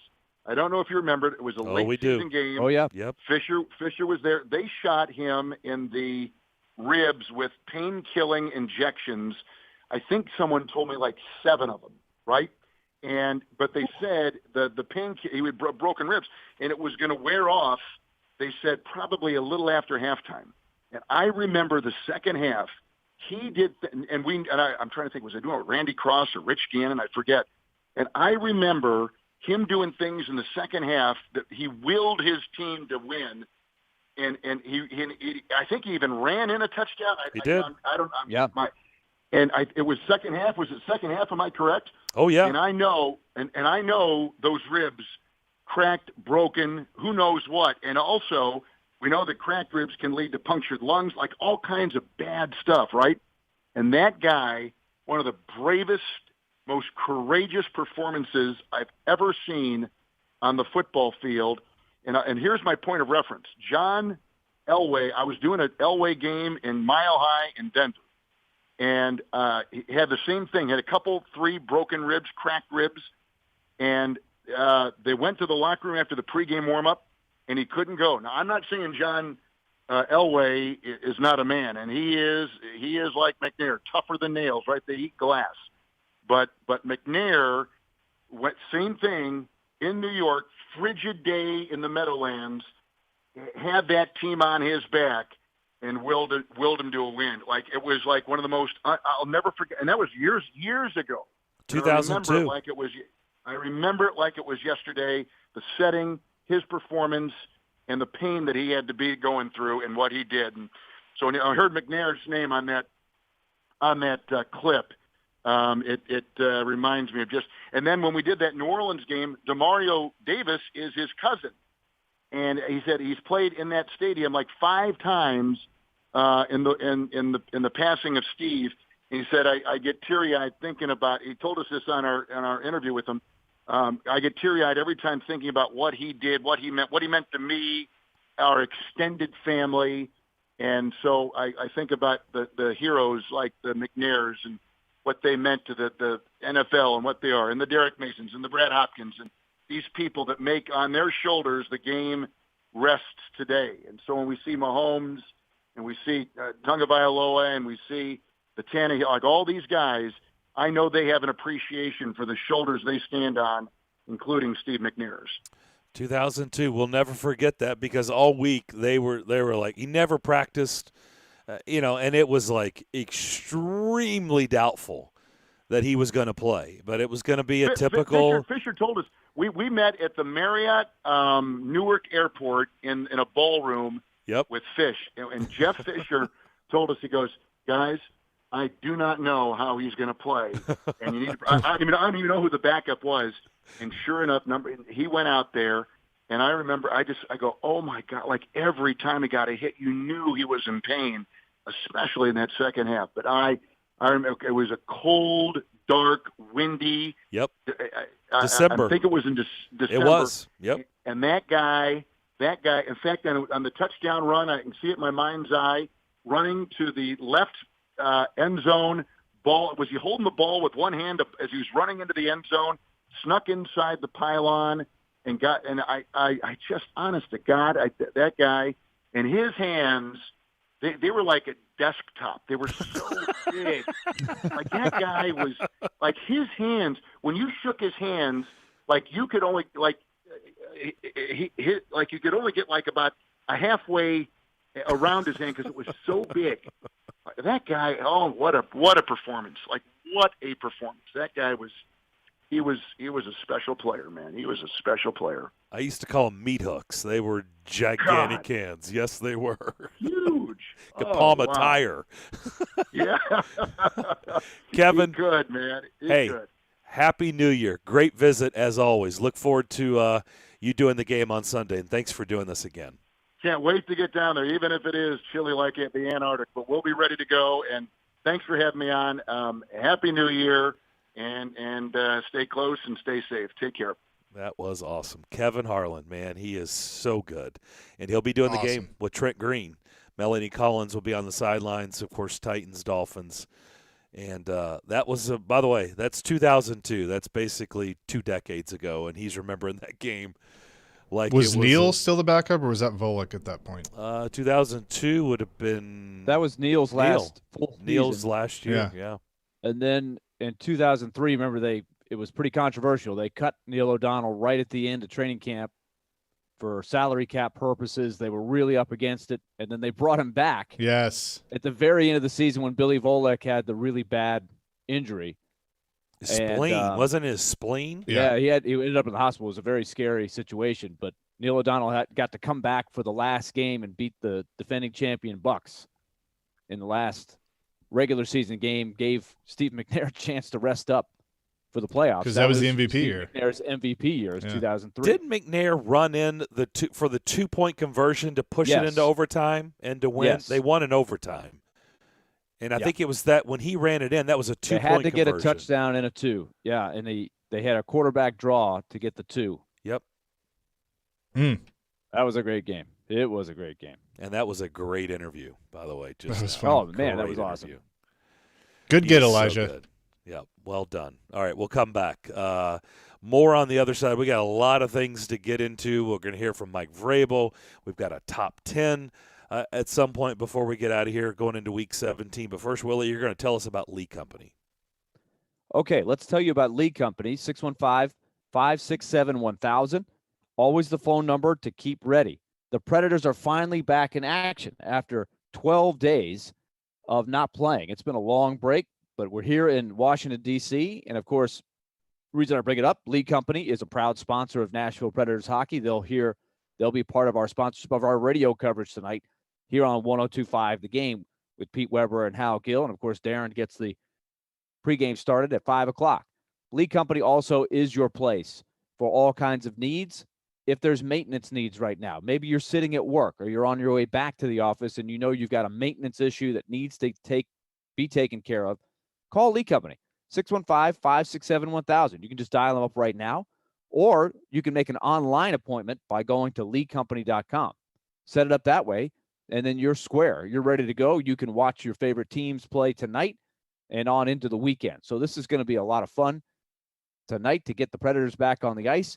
Always remember that Lee Company is there to serve you at home or at work. Of course, home renovation, home improvement, and the bread and butter, the home maintenance plan, your heating, your cooling, your plumbing, and electric. It's leecompany.com, 615-567-1000. Titans put an exclamation point on a heck of a victory. The Titans sit at 10-5 as the Dolphins head to town. Into the end zone. Touchdown, Dolphins. We have you covered on all the news. Talking about a team that has gone to an AFC title game, won the AFC South last year. You're on the verge of winning the AFC South again. As they look to wrap up the AFC South. You win the 2 games, you're the 2 seed no matter what. Keep it locked on Nashville's best sports talk. ESPN 102.5 The Game and the Game Nashville app. You know what? I'm going to tell you about BetMGM real quick because I love BetMGM. They're my favorite. They are my sports book. And you can get your payout before the game's out with BetMGM. This is what you have to do. Just place a moneyline wager on any Thursday night football game. And if your team is up by 10 or more points at the half, you will win. That's a full payout for only half the game, no matter what happens the rest of the way. Simply go to your BetMGM account and opt in each week for the Thursday night halftime payout promotion. If you want to continue wagering in the third quarter, you can keep it rolling with BetMGM's extensive live betting options. If you need to hit the sack early, use your winnings to place a one-game parlay on Sunday and go for gridiron glory. If you're new to BetMGM, just download the app and see how you can turn halftime into cash time. Make a moneyline bet on Thursday night, and if your team is up by 10 or more, you'll win at the half. Only at BetMGM. Opt-in required, must be 21 years or older, must be in Tennessee. Visit BetMGM.com for a full list of terms and conditions. For problem gambling support, call the Tennessee Red Line at 800-889-9789. Did you not get everything on your Christmas list? Well, shop at Social Furniture for their half off after Christmas sale. Head down to Social Furniture on the west side today for half off on selective items. First come, first served on the best selection of furniture. Social Furniture has truckloads after truckloads of all your furniture needs. Their showroom is packed, wall to wall with great merchandise. If you're looking for that new living room set you didn't get, it's here. Thousands of combinations to choose from. A new dining room, a new bedroom. No matter what, you will find it here at Social Furniture. Come down to Social Furniture at 5412 Charlotte Avenue to see what you can save today. The best part is there's no waiting. Take home your new furniture today, or with Social Furniture's same-day delivery. They have 12 months same as cash. Hurry up and come down to Social Furniture today for their half-off after Christmas sale before it's gone. That's right, half-off select items. Visit Social Furniture on the west side at 5412 Charlotte Avenue or on the web at mysocialfurniture.com. Do great prices and selection on trucks and SUVs still exist? They do in Truckville. Sarah Chevrolet Buick GMC of Nashville has the largest selection in Tennessee.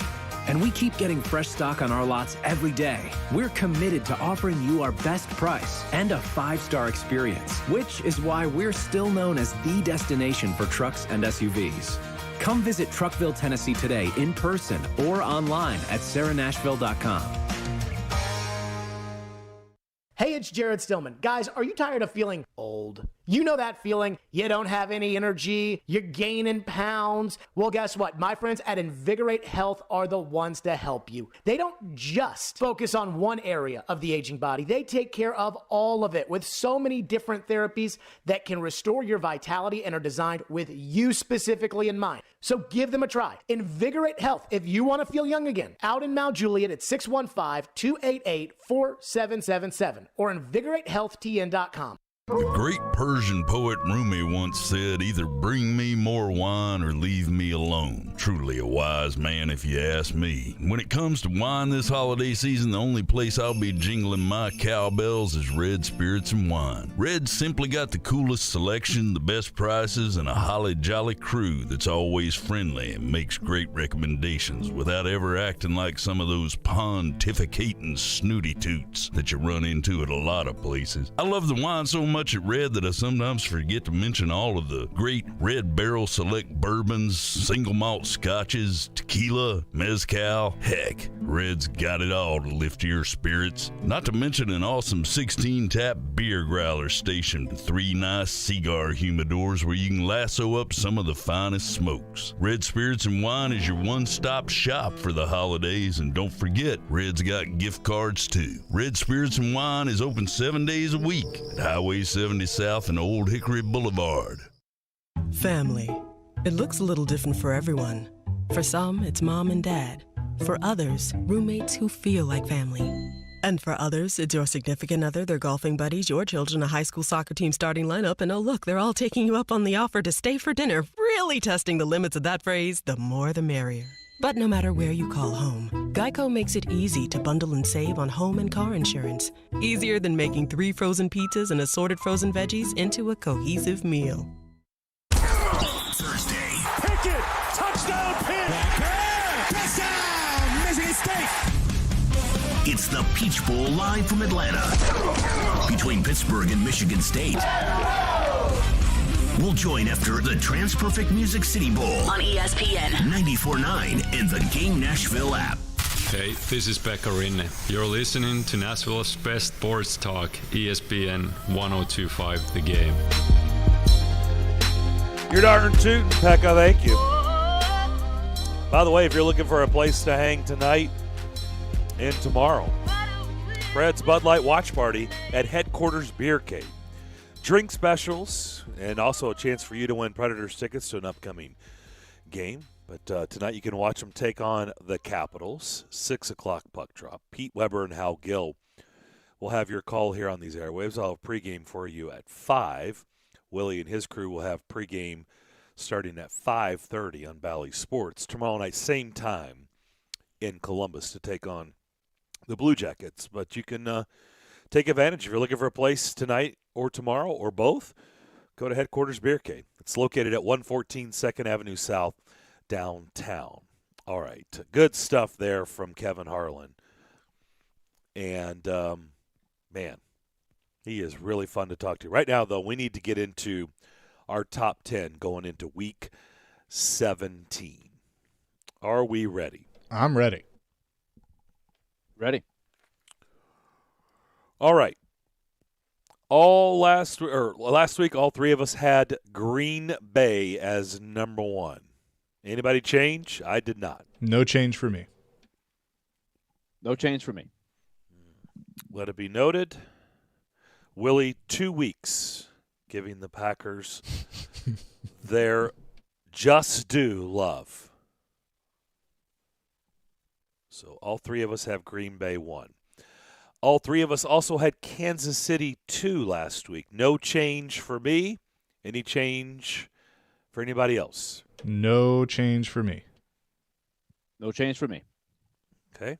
So 1 and 2 stay the same. By the way, the Chiefs start off their season 3-4. Their last loss was here against the Titans, and they have won 8 straight. Green Bay 1, Chiefs 2. Last week, I had Tampa 3. Chase had Tampa 3. Willie had Dallas 3. I kept Tampa 3. What say you guys? I kept Tampa at 3. I'll stay with Dallas. Okay, so no changes. Yeah, we're very exciting right now. But, well, you know. Yeah, I'll just tell you, I have no changes in my top 5. Same. My top 5 are exactly the same. We get to 6, that's when things start changing. Well, I had changes. That's when there were tough decisions. Okay. All right. So Willie had the Rams 4, Tampa Bay 5. Correct. Chase had the Rams 4, Dallas 5. Correct. I had Dallas 6 last week. I have moved them up to 4. So Dallas at 4 from 6 last week. I had the Rams 4. I have pushed them down to 5. So LA is 5. Dallas 4. Dallas is starting to figure things out. Man, they're getting some bodies back. Obviously, that was So a we all really, have the really same impressive top 5 win. in some order. We all have the same top 5 in some order. That is correct. Mm-hmm. So Okay. I've got Green Bay, Chiefs, Tampa, Dallas, Rams. Willie has Green Bay, Chiefs, Dallas, Rams, Tampa. Chase has Green Bay, Chiefs, Tampa, Rams, Dallas. So, yes, a little bit different order, but everybody has the same top 5. Willie, who do you have at 6? Last week you had Arizona. This was tough for me. I think there's a lot of teams in the same hat right here. I went with the Titans. I like the direction they're going in. I'm really concerned about the COVID. But other than that, I see a team that's starting to energize again. I think they're starting to get the mojo, the swagger back. I think they're going to find a way to get these last 2. And so I've got them at number 6. Chase, you also had Arizona 6 last week. Who did you have this week? I put Indy there. I have moved the Colts. I'm a little surprised that Willie didn't do that. I moved the Colts up 1 spot from last week. You got them ahead of the Titans? I do have them ahead of the Titans.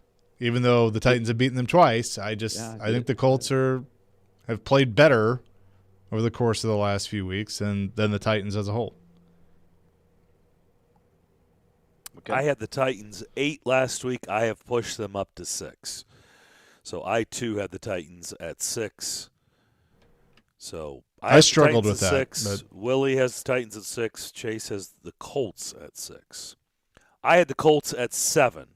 Highest I've had them, I think, ever in my top 10. I believe that's right. I'd have to go back and look, but I feel pretty confident. I don't think I've had Indy this high before. So I've got Indy at 7.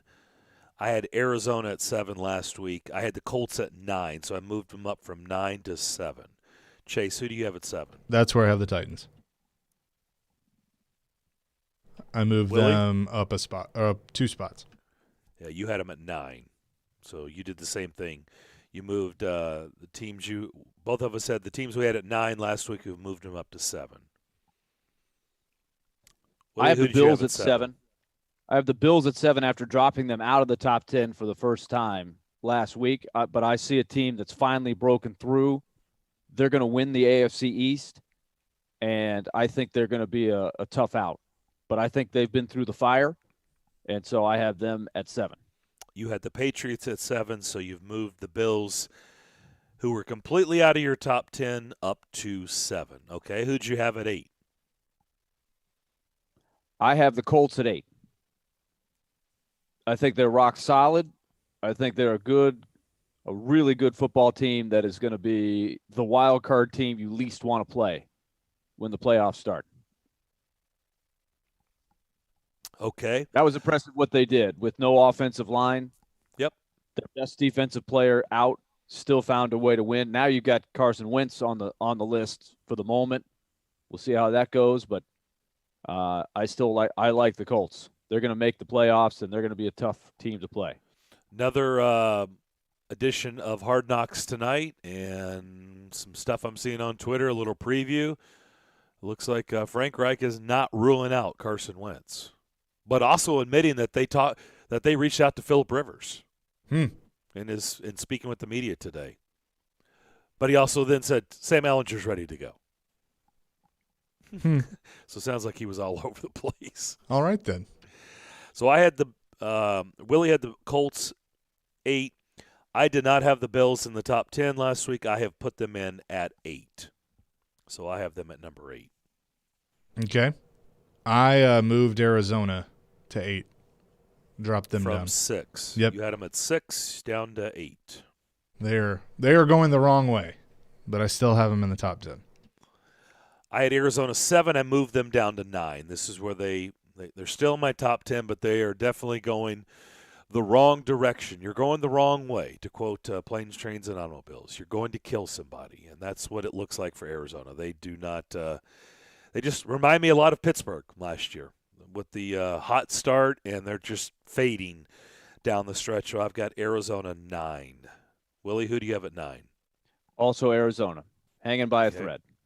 Okay, fade. You had them at 6 last They're running the fade route. Yep. And they're doing it well. So, Chase, who did you have at 9? I went with the Patriots at 9. Okay.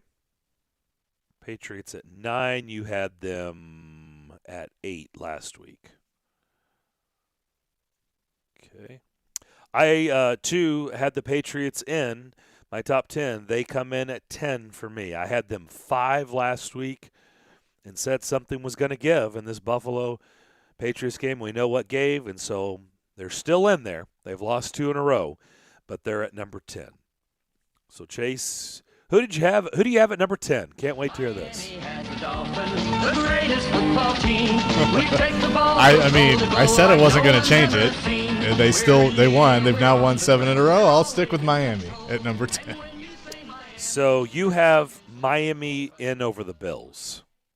So the Bills you don't even have in the top 10. That is true. It's interesting. Mm-hmm. Willie, who do you have at 10? Yeah, there's not much more I need to say. I mean, I think this is it's garbage. I've made that abundantly clear. You're just doing it now just to do it, so that's fine. To get the reaction out of you, and it's worked, and it's funny. Yeah. I think you believed it last week when you did it, and then we kind of shot a lot of holes in it. I don't believe you believe it now, but I think you're doing it just to do it. To entertain the people. Yes, that's what I believe. I'm a man of the people. Who do you have at 10? I've got the Patriots at number 10. Hanging on.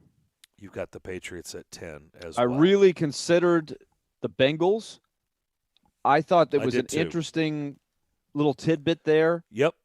That Kevin Harlan threw out there, that they are as healthy as anybody. They have not been hit by the COVID yet, which makes me wonder how long that will be. It just seems inevitable that every team is going to get hit with it at some point. Although the protocols are changing, right? We've seen this. It's now down to 5 days from 10 days. And, there are ways you can get out of the protocol quicker now. By the way, the NHL has adopted that model as well. Yes, and that is good news. And that bodes well for the guys that are on the COVID list right now for the Predators. Just a little side note. But I think Cincinnati is a really intriguing team. But I'm still not ready to put them quite in the top 10 yet. I'm with you, Willie. I did the same thing. I really thought long and hard about it, and then I felt better about it after listening to Kevin Harlan. To me, yes, Joe Burrow threw for 525 yards. He had a historical day, and they creamed the Ravens, but they creamed a Ravens team that has nobody. I mean, Josh Johnson is a garbage quarterback. He's garbage. And they just have been ravished with injuries and COVID. I mean, they are just they're putting out practice squad guys. They're putting out guys they're just signing off the streets out there. So it lessens, the impactful win of when you look at the score, you're like, oh, wow, Cincinnati creamed Baltimore. But, yeah, it's kind of like Miami's win. Like, they beat New Orleans, but New Orleans, same deal. Man, they were missing so many guys. So it lessens it. I don't feel as good about Cincinnati, even though I think that their team's still right there that deserves to be in this discussion. But in the end, that win should not put them in the top 10 because it's unfortunately lessened because of all the players that weren't able to suit up for Baltimore. That's the way I look at it. So there you go. Good stuff. Good stuff. That is our top 10. And, I was looking at it's fun to watch what the playoff picture would look like every week. Let's crown one guy. A point you made, Darren, that I think we should punctuate. I nominate Josh Johnson for the official Vince Evans Award for the guy that hangs around the longest and shows up for different teams and never stops playing. I give the guy credit. It's like he's in a case somewhere, like the NFL offices or a phone call, break glass in case of emergency. You need an emergency quarterback. Josh Johnson will be ready. He'll learn your playbook in one day, and he'll give you an honest effort. Like he threw for like 300 yards in the game on Sunday. He's just not the guy you want starting the. Remember, he started the game that Marcus Mariota got hurt in, playing for Washington, that the Titans had to have. Well, he's to win. And Josh Johnson, you're like, they have no chance. They have Josh Johnson, quarterback. Josh Johnson almost pulled it off. He did. That day. He played for the Jets earlier this year. Yeah, I was about to say. He shows up. He's just ready. He's got his bag ready at all times. Like, break the glass, ring the bell. I need an emergency quarterback. Josh Johnson will be on his way to your facility in less than 24 hours. He's the NFL's designated survivor. Yes, he is. He absolutely is. If you need a quarterback, he's your guy. Do you know if the playoffs were this weekend? Do you know who the Titans will be playing? If this was wild card weekend, do you know who they would be playing? Would it be the Colts? Ravens? Or Ravens? What is it? What's your guess? Ravens. I'll say the Colts. Both of you are wrong. It would be the Miami Dolphins. The greatest football team. That's right. 2 they versus stayed ahead 7 by winning. Yeah. Mm-hmm. Yep. Bengals would be Well, playing that's the why Patriots. I think How about that? This is in our discussion of how valuable the 2 seed is, even though you don't get a bye. Mm-hmm. If you're would you rather play the team. Colts or would you rather play whoever sneaks in as the 7? By the way, I'm Indy, telling you, man. Buffalo would be the 4-5 matchup. How about that? A rematch. A rematch where Indy went in there and crushed them. And, oh, by the way, the game would be in Buffalo again.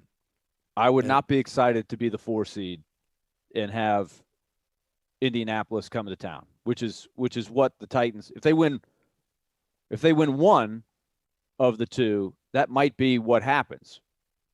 And I would not be excited about that. I think you really, if you can find a way to win those 2 games, and that in the context of, do you play guys that are banged up or hurt? And of course, there's the question of what to do with Derrick Henry. But getting the 2, if you can't get the 1, I think that's valuable. The Bengals-Patriots would also be a first-round matchup, a wild card weekend matchup. How about that? 3 versus 6 in Cincinnati. I'm going to be honest. I kind of want Bills-Colts wild card weekend too, because last year was a fun game. It was a great game. And also, I see those 2 teams both as dangerous teams that could pull an upset. And so one of them will be out if they have to play each other in that first game. If I'm like laying out the cards and saying, what's my pathway to the Super Bowl, I would love to see those 2 teams have to go head to head. It is interesting that we none of us had Cincinnati in our top 10, but yet currently right now they are the 3 seed in the AFC, but we don't have them in the top 10. Mm-hmm. Because they're just so hot and cold. But I will say, Elijah can attest to this because we did the money line last night. I said take Cincinnati outright. I think they win. I think they beat Kansas City. Well, I need to know who's playing first. I'm not going to make a bold prediction until I know who's in and who's not. Yeah, that would be wise these days. Because you've got a backup quarterback in Cincinnati that's already tested positive, and so you do wonder, what's coming. Let me know who's playing, and then I don't think it's a stretch, but I don't know. I'm not willing to go there, but it could be an interesting game. Really I hope it is. I hope it is an interesting game. Nance and Romo are doing it. Right now, the Titans have Kendall Lamb, Nate Davis, Julio Jones, NWI, Bud Dupree, Buster Screen, Caleb Farley for what it's worth, Jayon Brown, Cody Hollister, and Danico Autry on the COVID list. You're just hoping by Sunday that some of those guys are back. If that's the list and it stays intact into the game on Sunday, then that's hard to overcome there. And you're also waiting, like, do the Dolphins have anybody? I don't know what the latest is. I haven't seen. But like we said yesterday, Darren, before Chase came on with us, it's such a competitive advantage if you can somehow keep the virus out of your locker room. Yeah.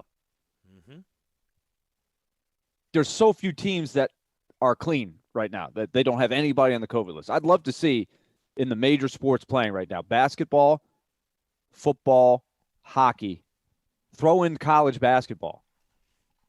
How many teams have 0 issues? 0. College basketball, it'd be hard to find one. I can't keep up with the postponements right now. I know. In college basketball, I feel like there's one every hour. A game is being canceled or postponed. Is it over 50? I mean, what would be the percentage of teams that have not had an issue right now? Well, there should be a good one between Tennessee and Alabama tonight in Tuscaloosa. And so far, I haven't seen anything that says it's not on. But that should be a good one if they play, and I suspect they will.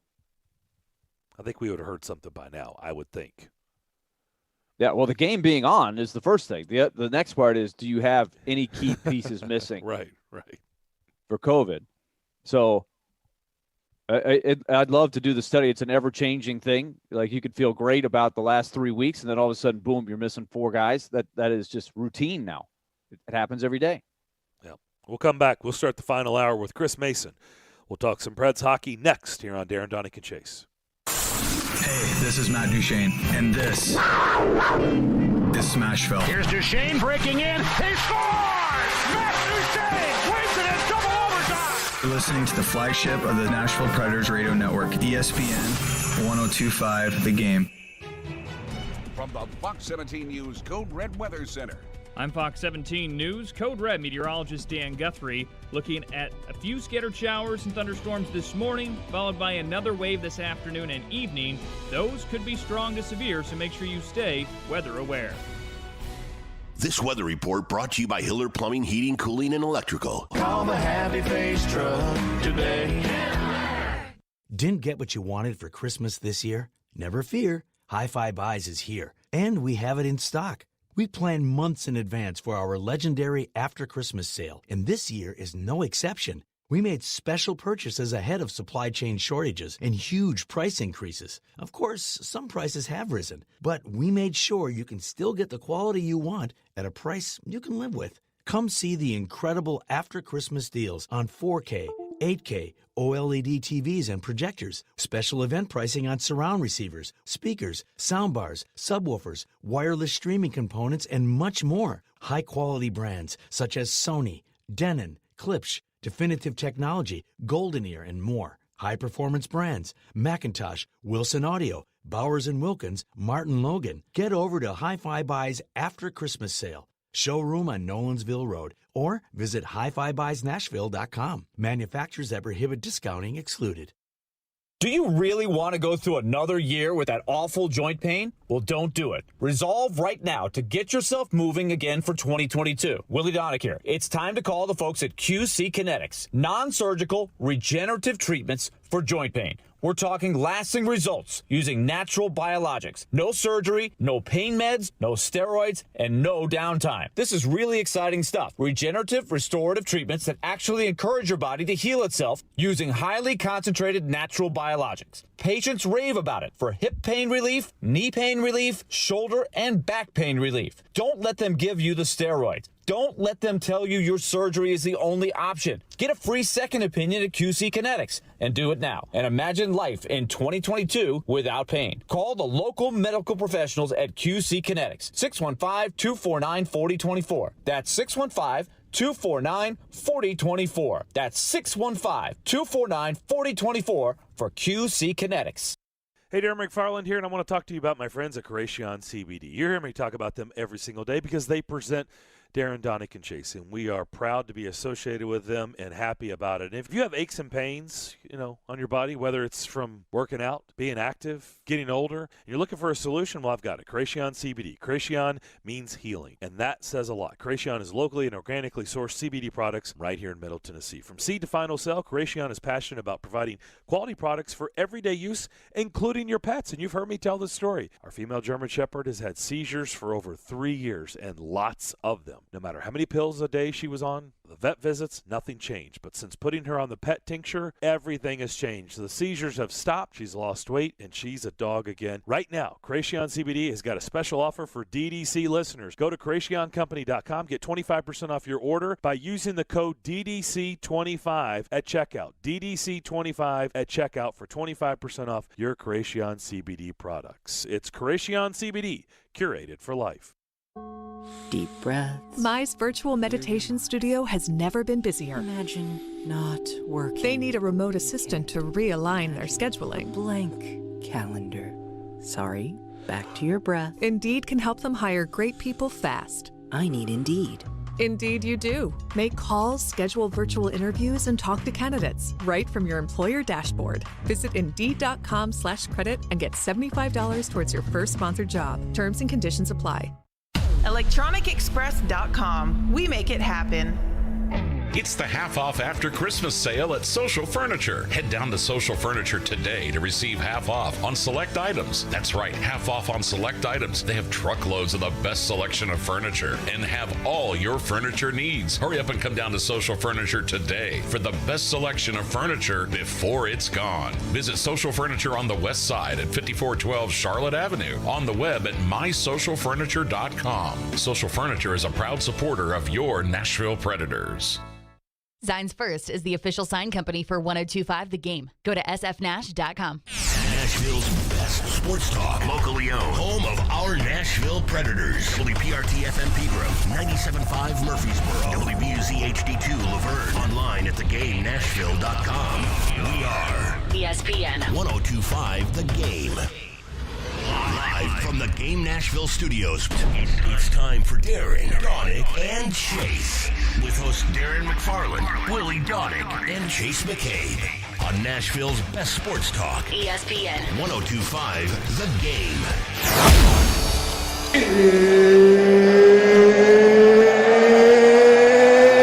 It's time! Shot broken up in front, and what a slick backhand try right in front of Chris Mason. And now the quick pass down the middle, breaking in, and the backhand stopped by Chris Mason. And Marlowe with a 2-on-1, a 3-on-1, and what a...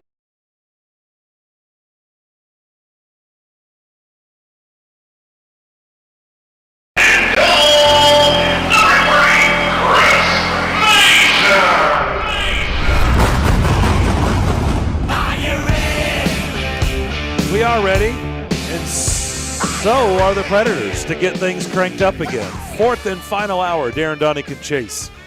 Here on this Wednesday, Darren McFarland and Willie Donick here with you. Predators in Washington, in the nation's capital, to take on Washington tonight. A 6 o'clock puck drop. Pete Weber and Hal Gill will have your call here on these airwaves. I'll have pregame for you starting at 5 o'clock. Willie and our next guest, Chris Mason, who joins us every Wednesday at this time, and his crew will have their pregame coverage on Bally Sports starting at 5:30. See, Mace, did you have a good Christmas? Had a great Christmas. Had a great Christmas. That extra little day or two we got from the Dallas game cancellation was pretty nice. I'm not gonna lie, but I'm super excited to be back and looking forward to tonight's game. That's for sure. I'm ready. 76 degrees, by the way, on Christmas Day. I know, right? Like, really? Wasn't 76 in Red Deer, was it?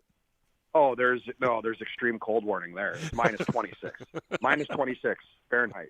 Good luck.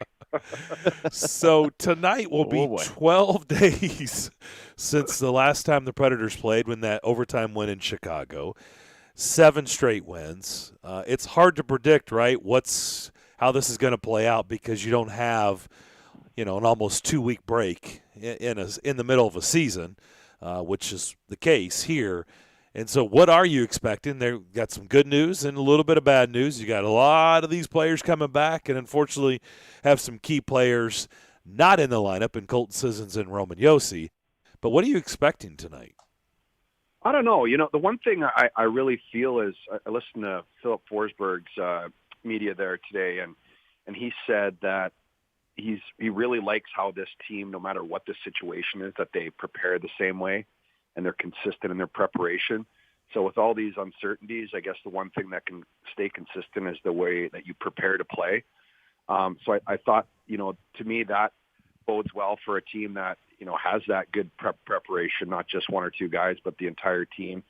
The way that they play, I think, allows them, they've got that work ethic. They're going to be able to come back, and it might not be, crystal clean in terms of the execution and maybe, some of the detail work, but I feel the team that works the hardest in these games, because the games last night were kind of crazy and sloppy and looks like there was goals going in all over the place. Yep. Just from that rust, right? That's a long time to come back, and then you're playing games for points in the standings. But I feel this team is.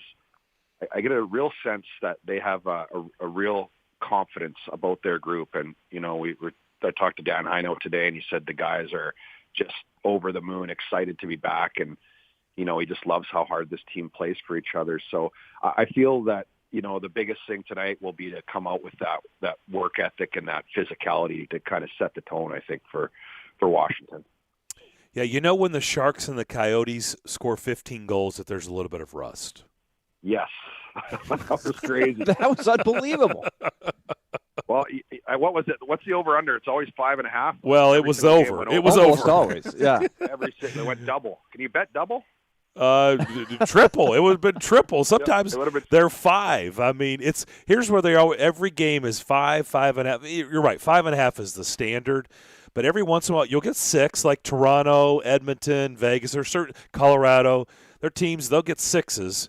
And then sometimes you'll see 5s, but it didn't matter. I mean, I guess depending on which one it was, you could have been triple the over. Yeah. That's nuts. It's nuts. But that's the one thing that I feel this, you never know how the game's going to go, but I feel this team really, gives himself a good chance not to get in those kind of situations. Having said that, you're playing against one of the best goal scorers to ever play the game, so anything can happen. But I really feel that this team feels confident about coming back from the break. Okay, let's go there then. How do you approach by the way, what he's going to do a lot of the times. I mean, the bulk of his career, I would love to know from the left circle how many career goals he has, just camping out over there, roasting marshmallows, and then one time in it for a goal. How do you prepare for that as a goalie, or can you? You just obviously they've got so many skilled players, and the skill that they have on their power play allows him to get a lot of those opportunities because they have so many other threats. But I think, for a goaltender in particular on the power play, I think you have to be aware of patterns. And, they do a lot of video. And I know from back in my day that you would see plays being set up on the power play. And eventually, that let's say somebody gets it in front of the net or the side of the net, there's going to be a couple options. Either he's going to try to jam it to the net, or they're going to find a way to get that over to Ovechkin. And I think the ability to recognize when those are in the process of the player that has the puck's options, and always knowing that you have that big right-handed that boom over there on the other side. So, but that's easier said than done. Like you said, everybody knows what he's going to do and how he does it, but they can't stop him because he's so good. So it'll be a big challenge for them to slow him down. We had an interesting conversation in the second hour of the show today and got some feedback from the listeners, got some calls and some text. Just like what everybody thought of, what are your impressions of Peter Laviolette's time here? I think it's kind of a mixed bag. It depends on who you ask, which is interesting, right? It's different than Barry Trotz when he was here. But just kind of wanted to get a feel of, what people thought of his tenure, his time here in Nashville. Of course, the Predators going up against Washington and Peter Laviolette tonight. And it'll be interesting when Washington comes here. But I'll just ask you what we were talking about the second hour. How would you describe Peter's time here? Well, I think he was awesome. I mean, obviously, I don't think he does himself maybe many favors in the media just because he's kind of closed off a little bit and he's very serious, and that's his personality. He's all business, which is fine. I think that's why you get some of the mixed reviews in that regard. But I think he was necessary for this organization to take the next step. Obviously, you get to the Cup Finals with Peter Laviolette. You win a President's Trophy under Peter Laviolette. I feel that he really took this organization's expectations to the next level. He instilled a different mindset. He plays a lot different than, in quotations, the Predator way or that tight defensive type of play. But the team that he had, he was very successful with letting them attack more and, generate shot attempts was a big one of his, and create offense. And they scored a lot of goals in those years. So I think he was an essential part of this organization's growth. I mean, the leadership group that you have now, kind of flourished and grew under Peter Laviolette. So I think he had a great tenure, and his wife Kristen was such a big part of the community. They really embraced Nashville and went all in, and he just had a terrific family. And I think he was, he had a great few years in Nashville, no doubt about it. I really feel like as time goes on, it'll be more and more appreciated when you look at 6 seasons, 248, 143, and 60. Yeah. 2 Central Division championships, obviously the Western Conference championship, a President's Trophy in there. You heard David Poyle on our show the other day say the highest of heights, for the franchise. There's no way around that. And I like you said, Mace, we know he's not the warm and fuzzy kind of guy that connects easily with the media and the fans, but there was a ton of success in there. And I do think in time, I think the guy's going to be in the Hall of Fame as a coach. He's the 3rd leading active coach in wins. He's the all-time leading winner in American-born coaches. So, I mean, he's got the credentials. He's going to the Hall of Fame. Yeah, absolutely. I mean, I couldn't agree more. And I feel that, a lot of his effectiveness, he's known as a great motivator. He comes in and he can really get, a lot out of his team. But, like any coach in sports, there's a shelf life, and there's a point in time where maybe that doesn't quite have the effect or impact that it did in the first couple of years when the coach gets there. So no matter how much success you have eventually in that line of work, eventually it's going to come to an end. But I agree with you, Willie. It's the success he had there was some of the best in team history. And obviously, the highest of the high, like you said, those 2 years back to back, and the success he did, I really think that he changed the landscape of expectations for this organization and took it to a different level. Mesa, I feel like I should peek out of my door. I feel like I can hear you down the hall. Right? You're a couple rooms down. We're only a couple rooms down from each other, just to get the visual for those listening here at the hotel in Washington. We've been cooped up here since we got here. This is how we roll right now. You can't leave the hotel. But Mace, we had some fun this morning, and I would invite people to watch tonight. You have a history. You and Hal Gill were kind of reminiscing this morning about the history of Ovechkin. First off, though, we're talking about a chase for a record here, which resembles, Cal Ripken catching Lou Gehrig, or, people Hank Aaron catching Babe Ruth back in the day. People thought there's no way that a Wayne Gretzky record that he has held would ever be reachable. But Alex Ovechkin can reach it. He's going to reach him. And the great one himself, Wayne Gretzky, came out, the last week here and just said he's going to do it. I'm sure of it. It's not a matter of if, it's a matter of when. And he said it's good for the game. And it is crazy. It's one of those records, you're right, Willie, where at one point everybody thought there's no way, there's no chance anybody's going to break that record. And, because you do the projection, the age of Alexander Ovechkin, and look at the start he's off to this year. And, he's getting up there, but he plays the game so hard, and he is maybe one of the purest goal scorers to ever play the game. And, for us to be, a part of this, for everybody, a hockey fan, to be part of maybe one of the most prolific records in sports to potentially be broken, it's pretty special, and says a lot about, we were talking about that too, Willie, about the way that he does it. He's not just a finesse, fancy, kind of a player that gets his points on the power play, and he's a bull. He runs guys over. He's physical. He's a big beast of a player, and that wear, that takes wear and tear on your body over the years. And for him to be able to still have the kind of production that he's having, it's elite superstar production at his age.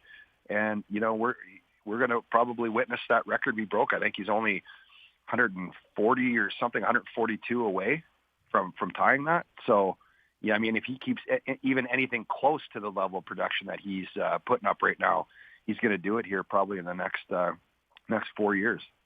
All right, let's pick up on the physical part of it. Jacob Underwood from our staff, we're putting together all these numbers for tonight. They've only kept hits going as an official stat going back a certain amount of the way. So we don't know how he compares to, say, a Gordie Howe. The game evolves, but here's the point. Nobody has anywhere close to as many as hits and goals, the combination of the two, as Alex Ovechkin. And you and Hal Gill were talking about how you were impacted personally by some hits by Alex Ovechkin. Tell your story, because we're actually going to see the clip tonight on the broadcast, which is going to be unbelievable. Yeah, well, I think Skillsy and I are put on our.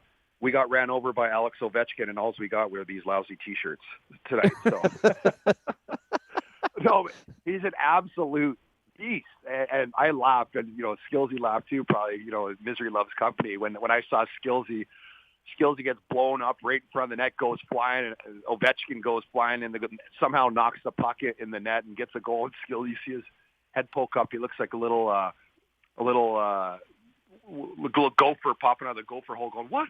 How does that count?" I guess he just got ran over, and Ovechkin runs me over. He's coming in on a breakaway, and my defenseman and them get tangled. He just absolutely blows me right into the net. And I remember having to call it's the hardest I've ever been hit. I had to ask the referee to stay with me because I could only see out of one eye, and I couldn't see past the blue line, so I couldn't see that it was crazy. So I'm like, hey, you gotta. That's kind of scary when you think about it and look back, but it cleared up. But I just never experienced somebody hitting that hard, and he's just you're right. He's just there's nobody else that scores like he does and plays the game with that physicality that he does.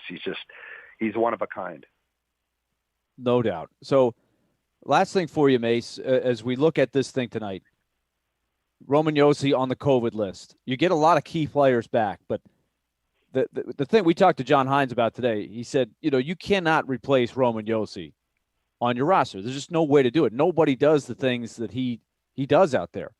But he did have sort of an angle on how you try to go about it, and that'll be the challenge, at least for tonight and tomorrow. Yeah, it will be, and instead of. Because I feel like one of the toughest things, when you come back and there's that rust is your ability to get the puck moving out of your zone and to get some transition going up the other way. And obviously, you put the puck in Yossi's hands and, he can do that single-handedly a lot of times. So to me, that's going to be a huge point of emphasis, I think, is for the defenseman to be able to move the puck efficiently out of the zone, but also the forwards coming back and helping out even more in the defensive zone to, get strong on the walls, making sure when you get that opportunity, pucks aren't going into the middle of the ice. You're getting it out of the, over the blue line, and you're able to kind of create transition that way instead of maybe, I guess, the more graceful and easier way for the rest of the team when Josi just grabs it and skates it out. So it's going to be a challenge. It's going to be one of those games that if I'm the Nashville Predators, it's going to be all right. We got to play a greasy road game. There's no Josi. Sissons was obviously incredible before the break and had a couple huge games, where he stepped up and carried the mail for the team. And obviously Roman Josi did as well. So those are a couple big pieces that they're going to have to play without. But again, we were saying before the break, this team just seems to thrive in this adversity. They almost welcome it. And I think that's a really, good characteristic of a team that, can be consistent and continue to win. But they will have their challenges because they're playing against a team that can score, and Coach Laviolette was a high pressure offensive coach. And they attack it in the offensive zone, and they've got a lot of skill. So it's going to be easier said than done, and they're going to have to rely on the whole roster to be able to chip in defensively. Mace, good stuff. Thanks for joining us.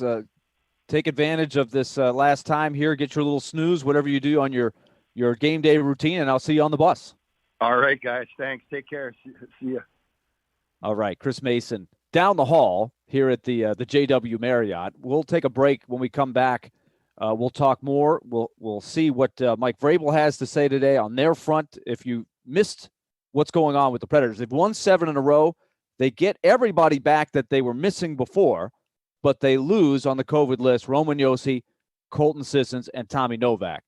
For Washington, it looks like there's a chance that they get TJ Oshie back. They also will get Evgeny Kuznetsov back, plus Nicholas Backstrom. 3 huge forwards in their top 6 that have been out likely are going to be back. They are missing 3 of their top 6D, although their top pair is in there. So everybody dealing with it. That's sort of the layout tonight for the Predators and the Capitals. Stay tuned. We're coming back with more here on Darren, Donick, and Chase, ESPN 102.5 The Game. It's game day in Smashville.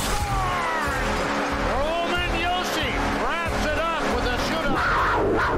Josie and the Predators are back after an extended break to try to continue their winning streak against Peter Laviolette and the Capitals. Getting a win is huge for confidence, huge for our team. Pre-game coverage begins at 5 on Smashville's best sports talk. ESPN 102.5 The Game and the Game Nashville app. Here we are again, Finn, stocking up for the big day at Porvu. That's right, Jolly. 10,000 square feet of wine spirits and over 1,500 domestic import and craft beers with a massive array of canned cocktails. Porvu has an amazing selection. Porvu makes it easy to stock the sleigh with everything we'll need for our holiday parties and even last-minute gift ideas. But will it all fit in the sleigh? Not to worry, Finn. I placed our order on the online Porvu app, and I've arranged for curbside pickup at no charge. They even offer home delivery for the rest. What you getting for Trixie? Hard to find small batch, special selections, tequila? Yes, Trixie loves that tequila, just like Blitzen. That's how he got his name, huh? Ooh, party supplies. Everything for our elf soiree, and Porvu always gives us 10% off wine by the case. What are we getting the big guy? Well, after a long night of flying around the world, he likes to kick back with a good stogie. Porvu has a walk-in humidor full of fine cigars. Look, a tasting bar. Porvu, Indian Lake Boulevard in Hendersonville.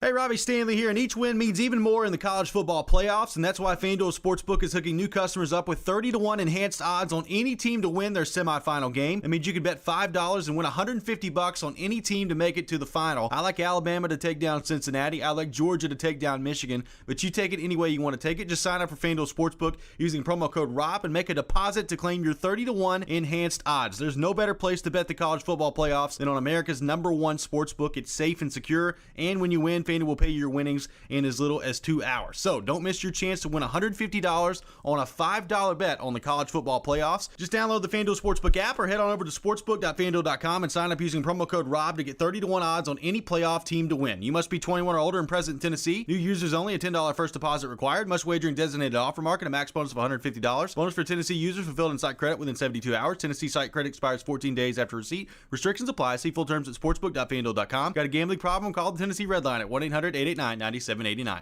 Hey, it's Caroline Fenton, and you already know how pumped I am for bowl season, and you also know that 312 Pizza Company is my favorite place in town. Whether it's grabbing a drink, enjoying a slice of pizza, catching a game or two, or recording Southeastern Carolines, 312 Pizza Company in Germantown is my go-to spot. You can catch every down of bowl season at 312 Pizza Company in Germantown. From the Bahamas Bowl to the National Championship, 312 Pizza Company is your home for the college football bowl season. 2022 is in full swing. Are you ready for more Preds hockey? Join us to watch your Nashville Predators in action January 11th and 13th, live from Smashville. It's your Preds against the Avalanche and Sabres. This team is on fire, and the atmosphere at Bridgestone Arena is insane. Visit NashvillePredators.com/tickets to make sure you get a seat. Grab your friends and your gold, because Smashville is waiting for you. That's NashvillePredators.com/tickets to make it official. Let's go, Preds! Music City Man Cave Luxury Men's Grooming is not your everyday nail salon. They specialize in custom hand and foot treatments for men only. As Nashville's first and only all-male hand and foot spa, they curate healthy, solution-oriented manicures and pedicures designed especially for men. From their comfortable environment, aromas, and overall focus on your self-care, everything is designed to make men feel comfortable. Book your appointment today by calling 615-975-2201 or online at musiccitymancave.com. Refining the confidence in men. Luxury grooming, man cave feeling. Yes, Miss Tubbs. No problem. I'll call someone about the plumbing. One of Beatrice's properties needs a new superintendent. The custodial team is not Someone with handyman superpowers and a concierge alter ego. Does anyone know any good electricians near Parkville? Indeed can help her hire great people fast. I need Indeed. Indeed you do. Instant Match instantly connects you with quality candidates whose resumes on Indeed match your sponsored job description. Visit Indeed.com/credit and get $75 towards your first sponsored job. Terms and conditions apply. Screwball Peanut Butter Whiskey is the official whiskey of the NFL pregame broadcast on ESPN 102.5 The Game. Screwball is the original and most awarded peanut butter whiskey in the world. Made with real whiskey, peanuts, and peanut butter, Screwball is all natural flavor to be enjoyed as a straight shot, in an espresso martini, peanut butter old fashioned, or a PB&J shot with a berry liqueur. Check out screwballwhiskey.com/recipes for more. Be sure and ask for Screwball by name at your favorite watering hole in Nashville. Enjoy responsibly. 2021 Screwball Spirits LLC, San Diego, California. Whiskey with natural flavors, 35% alcohol by volume. Boom Boomba's Craft Pizza and Tap House invites you to join them for all this year's college football bowl game and playoff action. Bama, Cincy, Georgia, or Michigan, who will win it all? Boomba's has countless big screen TVs and a huge video wall to watch it all go down. Enjoy their 2-time award-winning Best Pizza in America, featured on the Food Network, and 100% crafted for you. Wash it all down with their award-winning happy hour with $2 Boom Brews and select domestic pints. Locations in Bellevue, Murfreesboro, Spring Hill, and East Nashville. Pizza, beer, sports. See you there, Nashville. Friday, the college football playoff is finally here. First up, looking for Brooks in the corner. Touchdown, Alabama. Alabama takes on Cincinnati in Dallas. Oh, and it's intercepted by Nakobe Dean. Touchdown, Georgia. Followed by Georgia versus Michigan in Miami. Coverage begins at 1:30 on ESPN 102.5 The Game, 94.9, and the Game Nashville app. Hey, this is Roman Yossi. You're listening to Nashville's best sports talk, ESPN 102.5 The Game. Don't forget to go to theGameNashville.com/deals to check out Nashville's best deals. Right now, great deal. Downtown Dollars. $150 digital gift card for $100. The gift card is redeemable at hundreds of downtown Nashville shops, restaurants, and more. With Downtown Dollars, you can get more to spend at your old favorite places, or you can discover some new destinations downtown, as we know that continues to grow. Also, end of the year blowout, save 75% off Bad Axe Throwing, Nashville gift cards, Nashville Armory, Beanbag Coffee and Tea Shop. Check out other deals from Woodhouse Spa, Brooklyn Bowl, Seafood Sensation, and more. All you have to do is go to theGameNashville.com/deals. Let's do this. In honor of the Predators' 7-game winning streak, let's give away a pair of tickets. Caller 7 right now. Caller 7 at 615-737-1025. That's our phone line, driven by Wilson County Hyundai.com. We've got tickets, a pair of tickets to see Dierks Bentley at Bridgestone Arena on Friday night, February 25th. So in honor of the Predators' 7-game winning streak, lucky caller 7 right now. And Elijah, if you're lucky caller 7, Elijah will tell you, congrats. You're going to see Dierks Bentley at Bridgestone on Friday, February 25th. Right now, Titans head coach Mike Vrabel today spoke with the media in lieu of their game Sunday at Nissan Stadium against the Dolphins. It would be the final home regular season game. And this Mike Vrabel press conference sponsored by Tire Man. Tire Man for all your company tire needs, construction, equipment, or fleet maintenance. You can call them at 615-663-6040. Here's the head coach. You know, I personally very saddened, disappointed. You know, Coach Madden was I got to be a part of this small subcommittee just for a brief amount of time. And he would always send text messages of encouragement, and I found that to be really refreshing, helped me personally, after losses or things that you second guess. I would also say that something that was extremely important to him was the care that the former players received. And that was a huge mission of his through that subcommittee, was finding ways to make the game better but safer, and also continue to take care of those former players, because he loved his players, and that was evident in the way that they played for him. So, hopefully we can carry on that legacy that he had of trying to take care of those former players that he loved so dearly. Mike, with the changes in the COVID protocols, do you do anything different to maybe protect a quarterback or something as you go into these? Well, we're hopeful that what we have set up, the setup that we have in the bubble and the distance, we're asking everybody to wear masks inside, and everybody's very conscious of it. We're very aware of what's going on. Appreciate everybody working together as a team, from our training staff, our medical staff, our players, coaches, just to try to do everything that's right for this football team. So are you approaching it like how you did before, as far as like a quarantine quarterback setup? No, I mean they're here in the building, but I mean, again, we've got ample space now. You know, I mean, we've got, you know, the bubble. You know, that's a great setup in there. You know, we have a massive team meeting room, you know, that you have just a few people in. And so we're very conscious of making sure that everybody is more than adequately spaced out. From your time with him, and then what have you thought about his teams and the way they play? Well, obviously, B-Flow, you kind of know right away, and you try to reflect upon, you know, when you first come in contact with different people. And again, Jim, you've been in this league longer than I have, or been around it, and then everything comes full circle. You know, and you know, B-Flow started as a scouting assistant, and you know, then he'd helped on special teams, and you know, so he was around. We knew him. He was young. He was smart.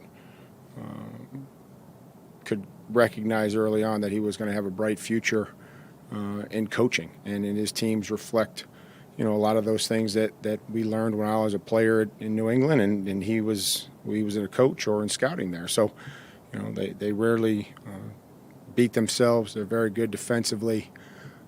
They're very good technique. When you watch and you study the technique, those are all things that you know, we believe in here.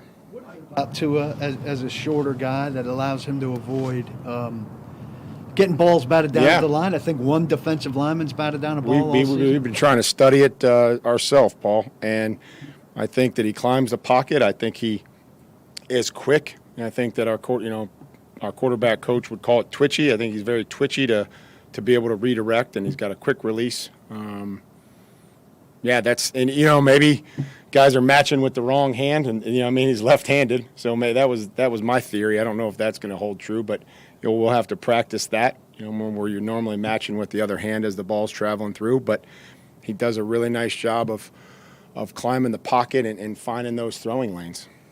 They're able to get so much pressure without having to blitz. What do you make? Well, they do blitz. They do indeed blitz. But you know, they're disruptive.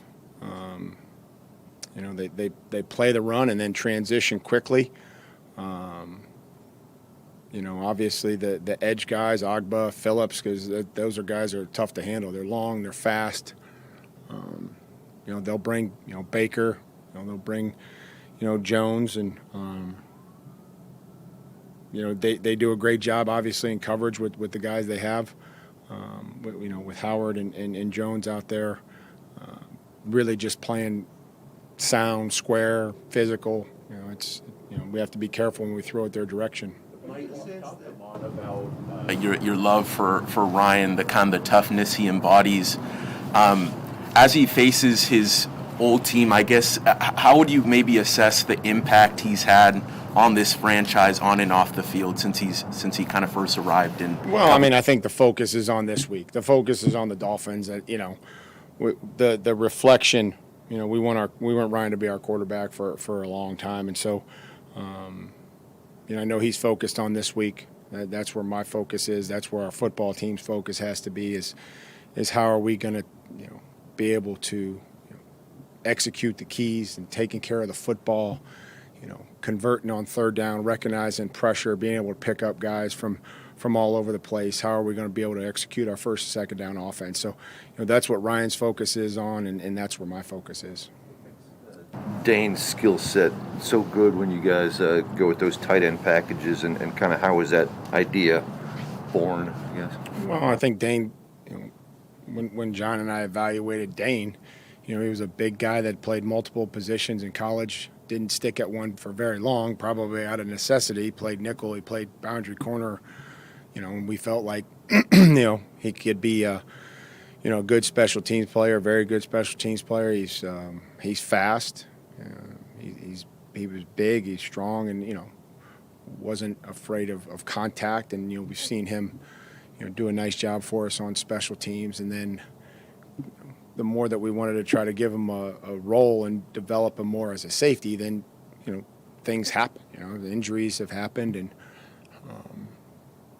you know, so when he's there and he's available, we just, you know, try to give him everything that he can handle, and that we felt like in those particular games that was something that his skill set allowed for. And it was a good role for him to execute. We'll see where it is this week. Waddle's such a dangerous weapon for them, other than the fact they line him up all over the place. He's involved in the return game. Well, he's got explosive speed, so I think you have to honor that. I think he's a decisive route runner. I think that he adjusts to the ball well. For somebody that isn't like maybe the length of Gesicki. He can go, from full speed to be able to throttle down and come back and try to make the quarterback right. I don't see him fighting the football at all. They ask a lot of him. They move him around and week to week. So that's a credit to him to be able to study and to prepare and to get lined up in different spots. I know how difficult that can be for any player, especially a young one. Swarming into this new gear the last couple of weeks? I don't know. I thought initially that the rest. I think that some of these guys that have played. Kevin Byard's played a lot of snaps for us. Harold's played a lot of snaps. Jeff's played a lot of snaps, right? So, maybe a combination of getting some guys back, a combination of being sure and understanding and actually seeing that this kind of does work. Instead of being an innocent bystander, we had some of those on Thursday where you can't count on any one guy making a tackle in this league. These players are too good, too explosive, too strong with the football. So, we have to continue to work that. We have to continue to preach it and show them, what it looks like when it's done properly. And that's just really how you should play defensive football. Naquan Jones, that's kind of shown you what kind of impact he's been able to make over the last few games. The first thing is he plays hard. That was the first determining fact. That was his redeeming quality, is he played hard. He ran his fat ass to the ball, and that's what he did. And so that gave him more opportunity. And then he started to work on technique and understanding of what was going on, and just continued, to improve. So that would be the first thing, is that he ran to the ball, and that was what got him noticed. Mike, on Monday, I think Flores said that when he started, I think as an assistant there in New England, that you almost coached him more than he was coaching you. What do you remember of that? Not that much, process? but I know that was, I'm sure, tongue in cheek. Brian is very intelligent. I have continued to bounce ideas off of him, even though we're obviously competitors. But in the off season, there's things that there's guys that you trust in this league, and I would say that B-Flow would be one of those guys that I would certainly trust and call a friend. Haven't been one of the defensive players that got the opportunity to catch touchdowns. Or what do you think of Christian Fulton? Wilkins. And how I actually go back with Christian. Was at his school in high school, and so we've actually stayed in contact. And he'll send me random texts, or I'll text him in the off season, because he's recruiting defensive linemen for Ohio State. So, and he went to school outside of Boston and Connecticut, and he's very athletic, and that doesn't surprise me at all that they ask him to do that role. He's really good transitioning in the pass rush inside. He runs games, he can penetrate, and he also, can execute whatever they're asking him to do up front as well. Off the COVID list to practice today? Taylor Lewan is back and expected to be at practice. About December football, and now we're reaching the two final games in the regular season. What have you liked the most out of the second half of the season? And considering you have had some guys back, it probably has made it a little bit easier. But just the rallying of this group just continues to have that mindset. I think they come in. I think that there's a consistency. Obviously there's things that we have to take care of the football. I think that's been the biggest thing. We can all clearly see that. But I think that there's been a resolve to really say, we want to just now start our season, which we talked about a couple weeks ago. We're 2-1 at that point in time.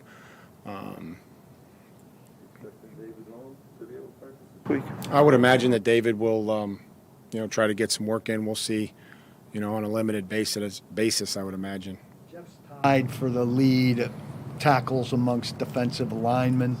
What's that mean when a defensive lineman's getting to the Well, I think the first thing you try to ask those guys to do is to make the plays that they're supposed to make. I always enjoy, defensive linemen making tackles, but what you don't want them to do is sit there and play peekaboo where, they're in the B gap, they're in the A gap, they're in the B gap, and the guys behind them don't know where they're going to be. So I think that's the first thing that we want him to do, which he does, and then he runs the football, and he chases the football, and, extremely hard. I think that's something he takes pride in. He has 40, I think it's like 40 solo tackles. This seems like a high number for a defensive tackle. What is behind that? Is that I think some of the technique. I really think some of the technique. I think that there's no secret that there's going to be some holding that goes on the interior of the offensive line, and so, which is fine. We all understand that, but when Jeff plays with technique, that gives him extension and separation and allows him to shed and not get grabbed or tied up as the running back's going through. So I think that's been the biggest thing in his, just this season, and something I've recognized. It hasn't been like he's played any harder. It's just that he is, playing with good technique and playing with his hands. Out of David Kessenberry this year for you guys at right tackle, how has he kind of handled that spot? Well, he battles, he competes, he's been there his availability and durability, has been something that I always admire. He battles, not without mistake like everybody else, but it's been he's been very steady for us, and we got to continue to find ways to help him against premier rushers. There you go, Mike Vrabel today talking to the media, getting ready for their game against the Dolphins, going into Week 17 at Nissan Stadium on Sunday. That press conference sponsored by Tire Man for all your company tire needs, construction equipment, or fleet maintenance. You can give them a call at 615-663-6040. Congratulations to Ian McAllister. Ian was lucky caller 7. It does pay to listen to this show because Ian was listening and was prompted to call in, and he's won tickets to go see Dierks Bentley at Bridgestone Arena. We'll come back and wrap up Wednesday's edition of the DDC next. From the Fox 17 News Code Red Weather Center. I'm Fox 17 News Code Red meteorologist Dan Guthrie. We're looking fairly dry for the late morning and even early afternoon. Another round of storms, though, moves in this afternoon and evening. Those could be strong to severe, so stay weather aware. This weather report brought to you by Hiller Plumbing, Heating, Cooling, and Electrical. Call the Happy Face Truck today. Nerds. Dreaming of adventure beyond your backyard? NerdWallet can help you compare and find the smartest credit cards to get there. Use NerdWallet to compare travel cards with bonus miles to go from working from home to relaxing far, far away. Then use NerdWallet to compare cashback cards and turn everyday purchases into a beachside cabana big enough for the whole family. More sand for the third tower. She's the only boss you'll be answering to this week. Nice castle. Compare your way there. Find the smartest financial products for you on NerdWallet. Do you really want to go through another year with that awful joint pain? Well, don't do it. Resolve right now to get yourself moving again for 2022. Willie Donick here. It's time to call the folks at QC Kinetics. Non-surgical, regenerative treatments for joint pain. We're talking lasting results using natural biologics. No surgery, no pain meds, no steroids, and no downtime. This is really exciting stuff. Regenerative, restorative treatments that actually encourage your body to heal itself using highly concentrated natural biologics. Patients rave about it for hip pain relief, knee pain relief, shoulder and back pain relief. Don't let them give you the steroids. Don't let them tell you your surgery is the only option. Get a free second opinion at QC Kinetics and do it now. And imagine life in 2022 without pain. Call the local medical professionals at QC Kinetics. 615-249-4024. That's 615-249-4024. That's 615-249-4024 for QC Kinetics. Gary Ashton here. Most people in Nashville know me as the don't sell without the intel and the guaranteed offer guy. But despite my accent, I'm also 100% guaranteed Nashville. I'm a guaranteed musician, a guaranteed dog lover, and you're also guaranteed to see me at every Titans and Preds game. Guaranteed offer means the Gary Ashton team with RE/MAX Advantage will sell your house for top dollar with no cleaning, staging, showings, or open houses, and give you up to 90 days to close. So there's plenty of time to find your next home. Guaranteed Nashville means my team lives here and loves it here. We've served Nashville for over 20 years, and we're passionate about helping the people we call neighbors and friends, which is why we've had a long-standing tradition of donating to the Vanderbilt Children's Hospital. If you're thinking about a guaranteed offer, get the only one that's guaranteed Nashville. Request a no-obligation offer by calling 615-301-1650 or go to GaryAshton.com today. Remember, Gary Ashton, guaranteed Nashville. Bank of England Mortgage has been helping Americans live the dream of home ownership for over 100 years. Since their humble beginnings in England, Arkansas in 1898, they've grown into a nationwide mortgage lender with 141 offices across 45 states, including 3 convenient locations right here in Middle Tennessee. Find out more at BOE1214.com. Bank of England Mortgage is a division of Bank of England Mortgage. Equal housing lender, member FDIC, NMLS 418-481. As a dentist, I know what my patients are.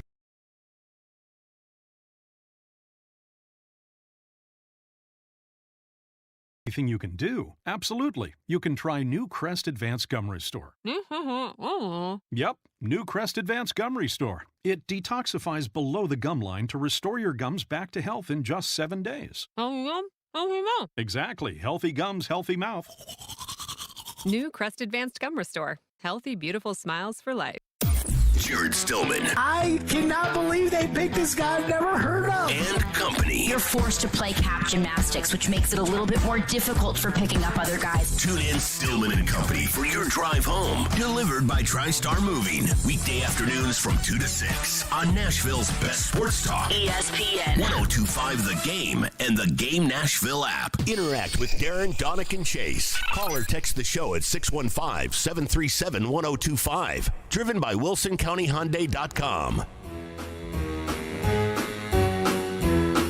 Hit the road, Jack. Don't you come back no more, no more, no more, no more. Hit the road, Jack.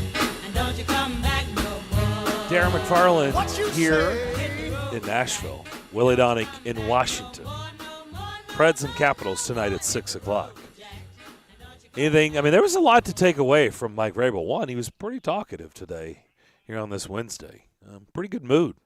Pretty talkative. I love the story about John Madden. Everybody's got in their own mind, where John Madden falls for you. It's hard to find somebody now that's of a certain age that wasn't heavily influenced as a football fan, coach, player, media person, whatever, by John Madden. So I loved hearing his perspective. I loved hearing Kevin Harlan's perspective. Those two had firsthand interaction with him. He just sounds like a guy that you wanted to be around. For you and I, Darren, it was just watching him and enjoying all those things. I reminisced this morning. I wanted to go back and listen to a game, or at least part of a game that he did with Pat Summerall, just to kind of hear what that sounded like back in the day. It was such a familiar thing.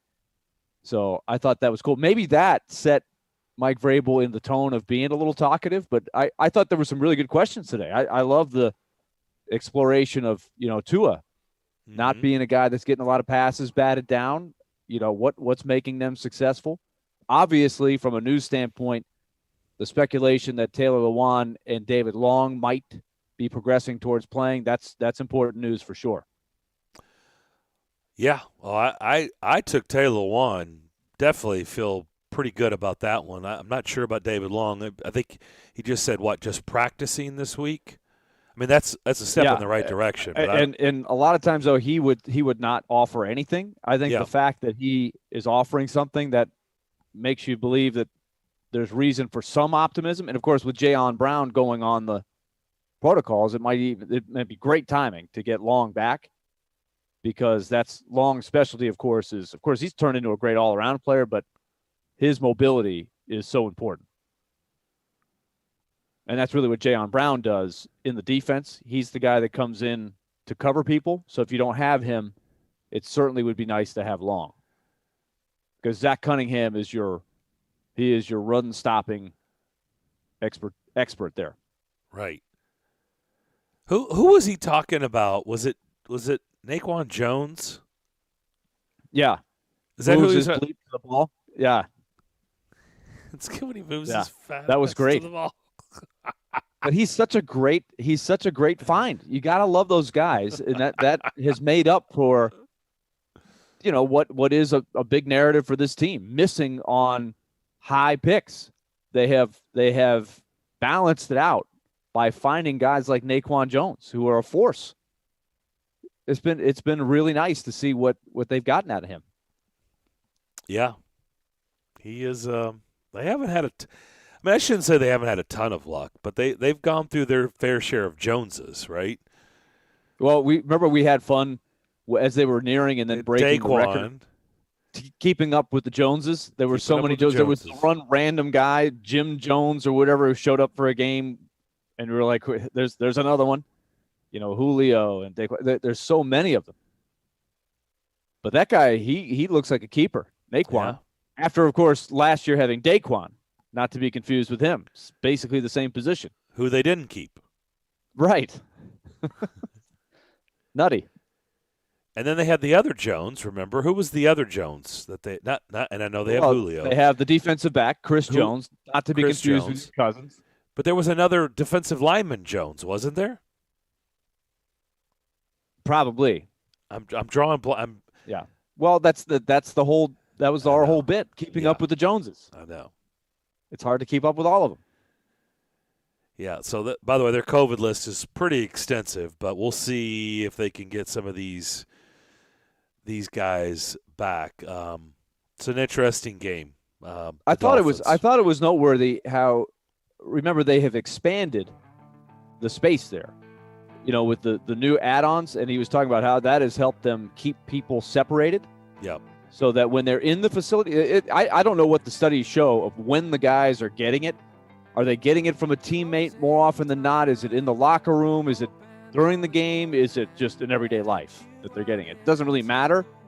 But if I'm a coach, I would want to know that if I could, and make sure that what I'm doing with the guys in the facility is keeping them as out of the way as possible.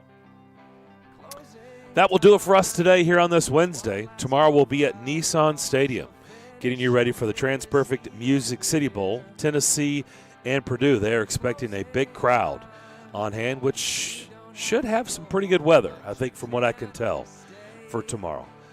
Have a great rest of your day. Continue to be safe. We want you back with us tomorrow morning at 10 o'clock. We'll see you then. ElectronicExpress.com. We make it happen. These are battles. These are grinds. We don't